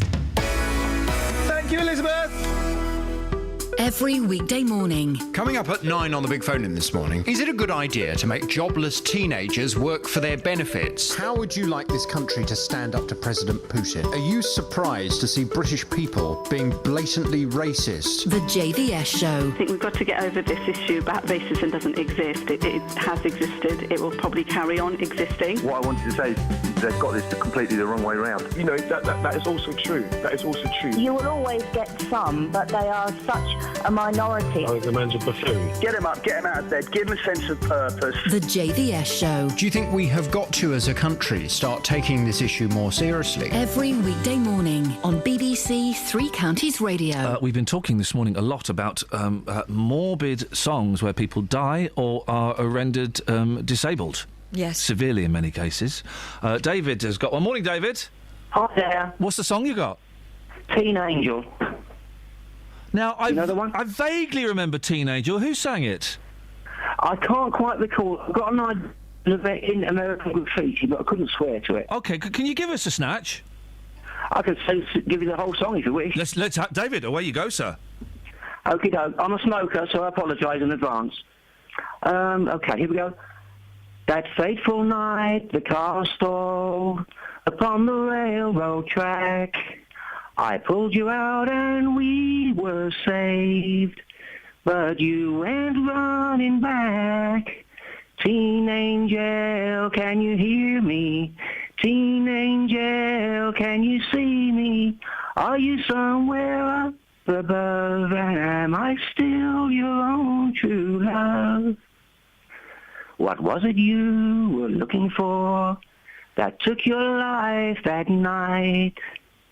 They said they found my high school ring clutched in your fingers tight. Teen angel, can you hear me? Teen angel, can you see me? Are you somewhere up above, and am I still your own true love? Just sweet 16, and now you're gone. They've taken you away. I'll never kiss your lips again. They buried you today. Teen angel, can you hear me? Teen angel, can you see me? Are you somewhere up above, and am I still your own true love? Oh, teen angel, answer me, do. There you go. Have you finished? I am. Well, first of all, a slow hand clap, not out of rudeness, out of respect for the Teen Angel. Hey, Yes. that's flipping miserable, isn't it? Just a bit. Well, David, are you a professional singer? No, but I used to sing a lot when I worked in a factory. What, Because we used to have... making songs? The Hit They would Factory? a factory down in, not far from Feltham. That one. They used to make petter engines, that was it, petters. And they used to put the radio on for a couple of hours a day. Yeah. And I'd join in with every one. Hey. Now, be honest, David. Did everyone enjoy your singing, or did some people say, "Oi, David, shut up"? I never got that. No. No, Well, I'm not... sorry? No, I was to say, you've got a cracking voice. I wouldn't have known you were a smoker unless I was stood in front of you inhaling the breath. Yeah, well, I'm actually getting a bit of stage fright at the moment. I'm shaking all over. Oh, mate, shaking all over. That's the one. Don't That's shake the one. all over, David. That was absolutely brilliant. Anytime you want to sing a song about a teenager dying, you're more than welcome to give us a call. Yeah, well, I can give you another one. Not now. No, not now. Not now. Next week, David. Yeah. What? Give us a tease, though. What are you going to call us with next week? Buddy Holly. Ways. Beautiful, David. One of my favourites by Mr. Holly. He was good, wasn't he? Mm-hmm. Isn't it funny, right? The amount of talent that's out there that has no outlet. Well, now David's got an outlet. It's BBC Three Counties Radio. Ladies and gentlemen, thank you. That's what we do. Let's have a look at some of the texts. Yeah, go on. I really enjoyed that, David. Thank you. Now, bless him getting nervous. Ian Lee. This is from Kate. Yep. Please learn how to pronounce the word text properly. It's just the word text with an S at the end. Simple, just like you, really, says Kate on the Texas. Well, Kate, I'm doing it, Texas. Thank you. Timmy Milton Keynes, Sad Songs. Billie Holiday, Strange Fruit. Now... Well, we all know that song is about lynching. That is, oh my goodness. That's about racism and murder. And also, some people poning you, quite a lot of them. Hey, guys. Steve in Watford. Morning, Steve. Edward in Blunham. Edward. Talented Valerie. Just to correct Ian, the TV series Dexter is based on books with the same title. Jeff Lindsay, Dexter Morgan. Jeff Lynne? No, it's called Darkly Dreaming Dexter, 2004 novel by Jeff Lindsay. Get it right. Yeah, all right, but I bet... OK, then you have to ask the mum that dressed the kid up as Dexter. Have you read the books? Oh, you got the DVD box set? Home. If they've based it on the TV series, then it doesn't count. And take the knives with you. I never watched Dexter. I don't like the idea. And actually, I watched a bit and I thought it was ridiculous. So it's a serial killer and we're supposed to be rooting for him. He was righteous. The ending was rubbish, apparently. Yeah, it was. It was. Baz is on the line. Morning, Baz. Morning there, sir. How are you? Well, I'm feeling miserable as sin. Well, if you can tell me the shop you went in to buy the last record you was playing, or tape you was playing, could you tell me the name of the shop, please? Because I really want to avoid that. So, what? Whoa, Bazerman! Which record? You don't mean this, do you? Hang on, you don't mean this? No, there's a singer on there singing. He means David. Oh, the last caller? Yeah. Oh, Bazerman. Nay, and thrice nay, to quote Mr. Howard. Where got that from? I want to avoid that. I thought he had a cracking set of lungs on him, that fella. So what are you going to sing as Bazerman? Blobberlop. Blobberlop. Mr. What's Blobberlob? He's singing. Are you singing Mr. Blobby? Blobberlop. Get out of here, Bazerman. What on earth? He's banned for the rest of the week. What a joker. We'll lift the ban on Monday, but he's banned for the rest of the week on this show. You were asking about songs, and I've put one in for you. Now, I heard this the other week. Yeah, you were. Is there a modern version about wrong songs? Oh, yeah. Tim McGraw, right? It's called... Ali McGraw's son. Yeah. Don't Take the Girl. It's a really sad song. Country. Of course it is. New country. 5 Chords and the Truth. Hey. Johnny's daddy was taking him fishing. Wait for it. He was 8 years old. Nope. A little girl came through the front gate, holding a fishing pole. Hey. His dad looked down and smiled. Said, we can't leave her behind. Leave her behind. Son, I know you don't want her to go, but someday you'll change your mind. And Johnny said, take Jimmy Johnson, take Tommy Thompson. No, this is the sad bit. Take my best friend Bo. Do you know what's going to happen with this girl? She's going to die. No, wait. Of course she is, but wait. Hang on, he's offering his best friend. Well, that's a bit mean. I don't think songs should be sad. Country songs are always sad. There's no need. But don't take the girl, come on. Daddy, please don't take. Which girl? What's she dying of? No, she's not dying yet. Wait. How much longer have we got to wait? She grows up. This finishes at 9 o'clock, this show. So was she an orphan? Listen. I don't get it. He's prepared to sacrifice his best... Same sweet girl. 10 years down the road. Does she die in this verse? Okay, well that's... Come on, no. 10 years down the road, what's going to happen? I think I'm going to die in this I verse. can't... There's another 2.5 minutes of this. Come on. The picture show. Stranger came and pulled a gun. Grabbed her by the arm. It's escalating. Batman fella, isn't it? Wow. Said if you do what I tell you to, there won't be any harm. Just tell me, does she do what... Wait, now he's saying don't take the girl. See, If she doesn't die here, first I'm he's going to be saying don't take her furious. fishing, now he's saying don't hurt her, you can have my wallet and all that. When does she die? What does she die of? Next Does she die in this? Wait, no. Okay, well, she dies in the worst way. Well, I mean, the second worst way. Does she get cancer? No. Does she get disease? No. She dies giving birth to his girl, his daughter. Yeah, she dies giving birth to his daughter, of course. Why would you write that down? Don't take the girl. Well, I tell you, the worst crime of Tim McGraw there is actually destroying country music, which is a fine tradition of music, and he's murdered it. Not only has he murdered a woman in a song, he's murdered the genre of music. If you take that out of country music, there ain't no country music. Here we go. Okay. 5 years down the road. So she's 24, okay. There's gonna be Great a age. little one, and she says it's time to go. Jonathan's loving this, look, because he knows that his show can only be brilliant after. Even if he did a turkey, it'd be better than this. Listen, what's the saddest song? Listen. 'Cause his mama's fading fast. She's fading fast. Johnny hit his knees, and there he prayed. Yeah, we got it. He's praying. Isn't it? Every breath you gave me, take the heart from my chest. Have a Can great we weekend, end on a guys. high? Can we do something else? There isn't quickly? time. Catherine What is. about the boa constrictor? Catherine Can we has squeeze once that in? again screwed up the timing of the show. Take me out of this world. Have a great weekend, guys. I don't know how JVS is going to turn this around.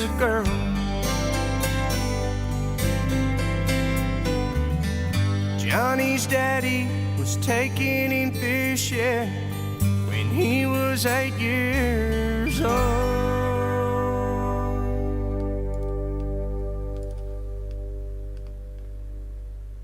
I do it in head. Travel news for beds, cards and bugs. BBC Three Counties Radio. In Little Haddam on the A120, that's looking slow in both directions at Aubrey Road. And looking at the speed sensors on the A41 eastbound at Kings Langley, it's looking quite slow from the Hemel Hempstead turn off towards the M25 junction 20 for Kings Langley. Also on the North Orbital Road, it's looking busy around the M25 junction 21A roundabout. But actually on the M25, there are no major delays. And on the speed sensors, it looks really clear on the M1 and the A1M as well. The A40 London Road and High Wycombe's very slow at Kings Road, but no delays at the moment on the M40 or on the train departure boards. Samantha Bruff, BBC Three Counties Radio. Sammy, thank you very much indeed. Don't forget there'll be a new podcast in a few hours. Don't worry, that won't be in it. You can get it by going to the Three Counties website, and it'll be on iTunes a few hours later. Thank you, Kelly. Thank you, Catherine. Thank you, Dealey. That's it. That's your lot. JVS is up next, but from all of us until Monday morning at 6 o'clock. Ta-ta. Local and vocal across beds, hearts and bucks. This is BBC Three Counties Radio. Thank you, Iain.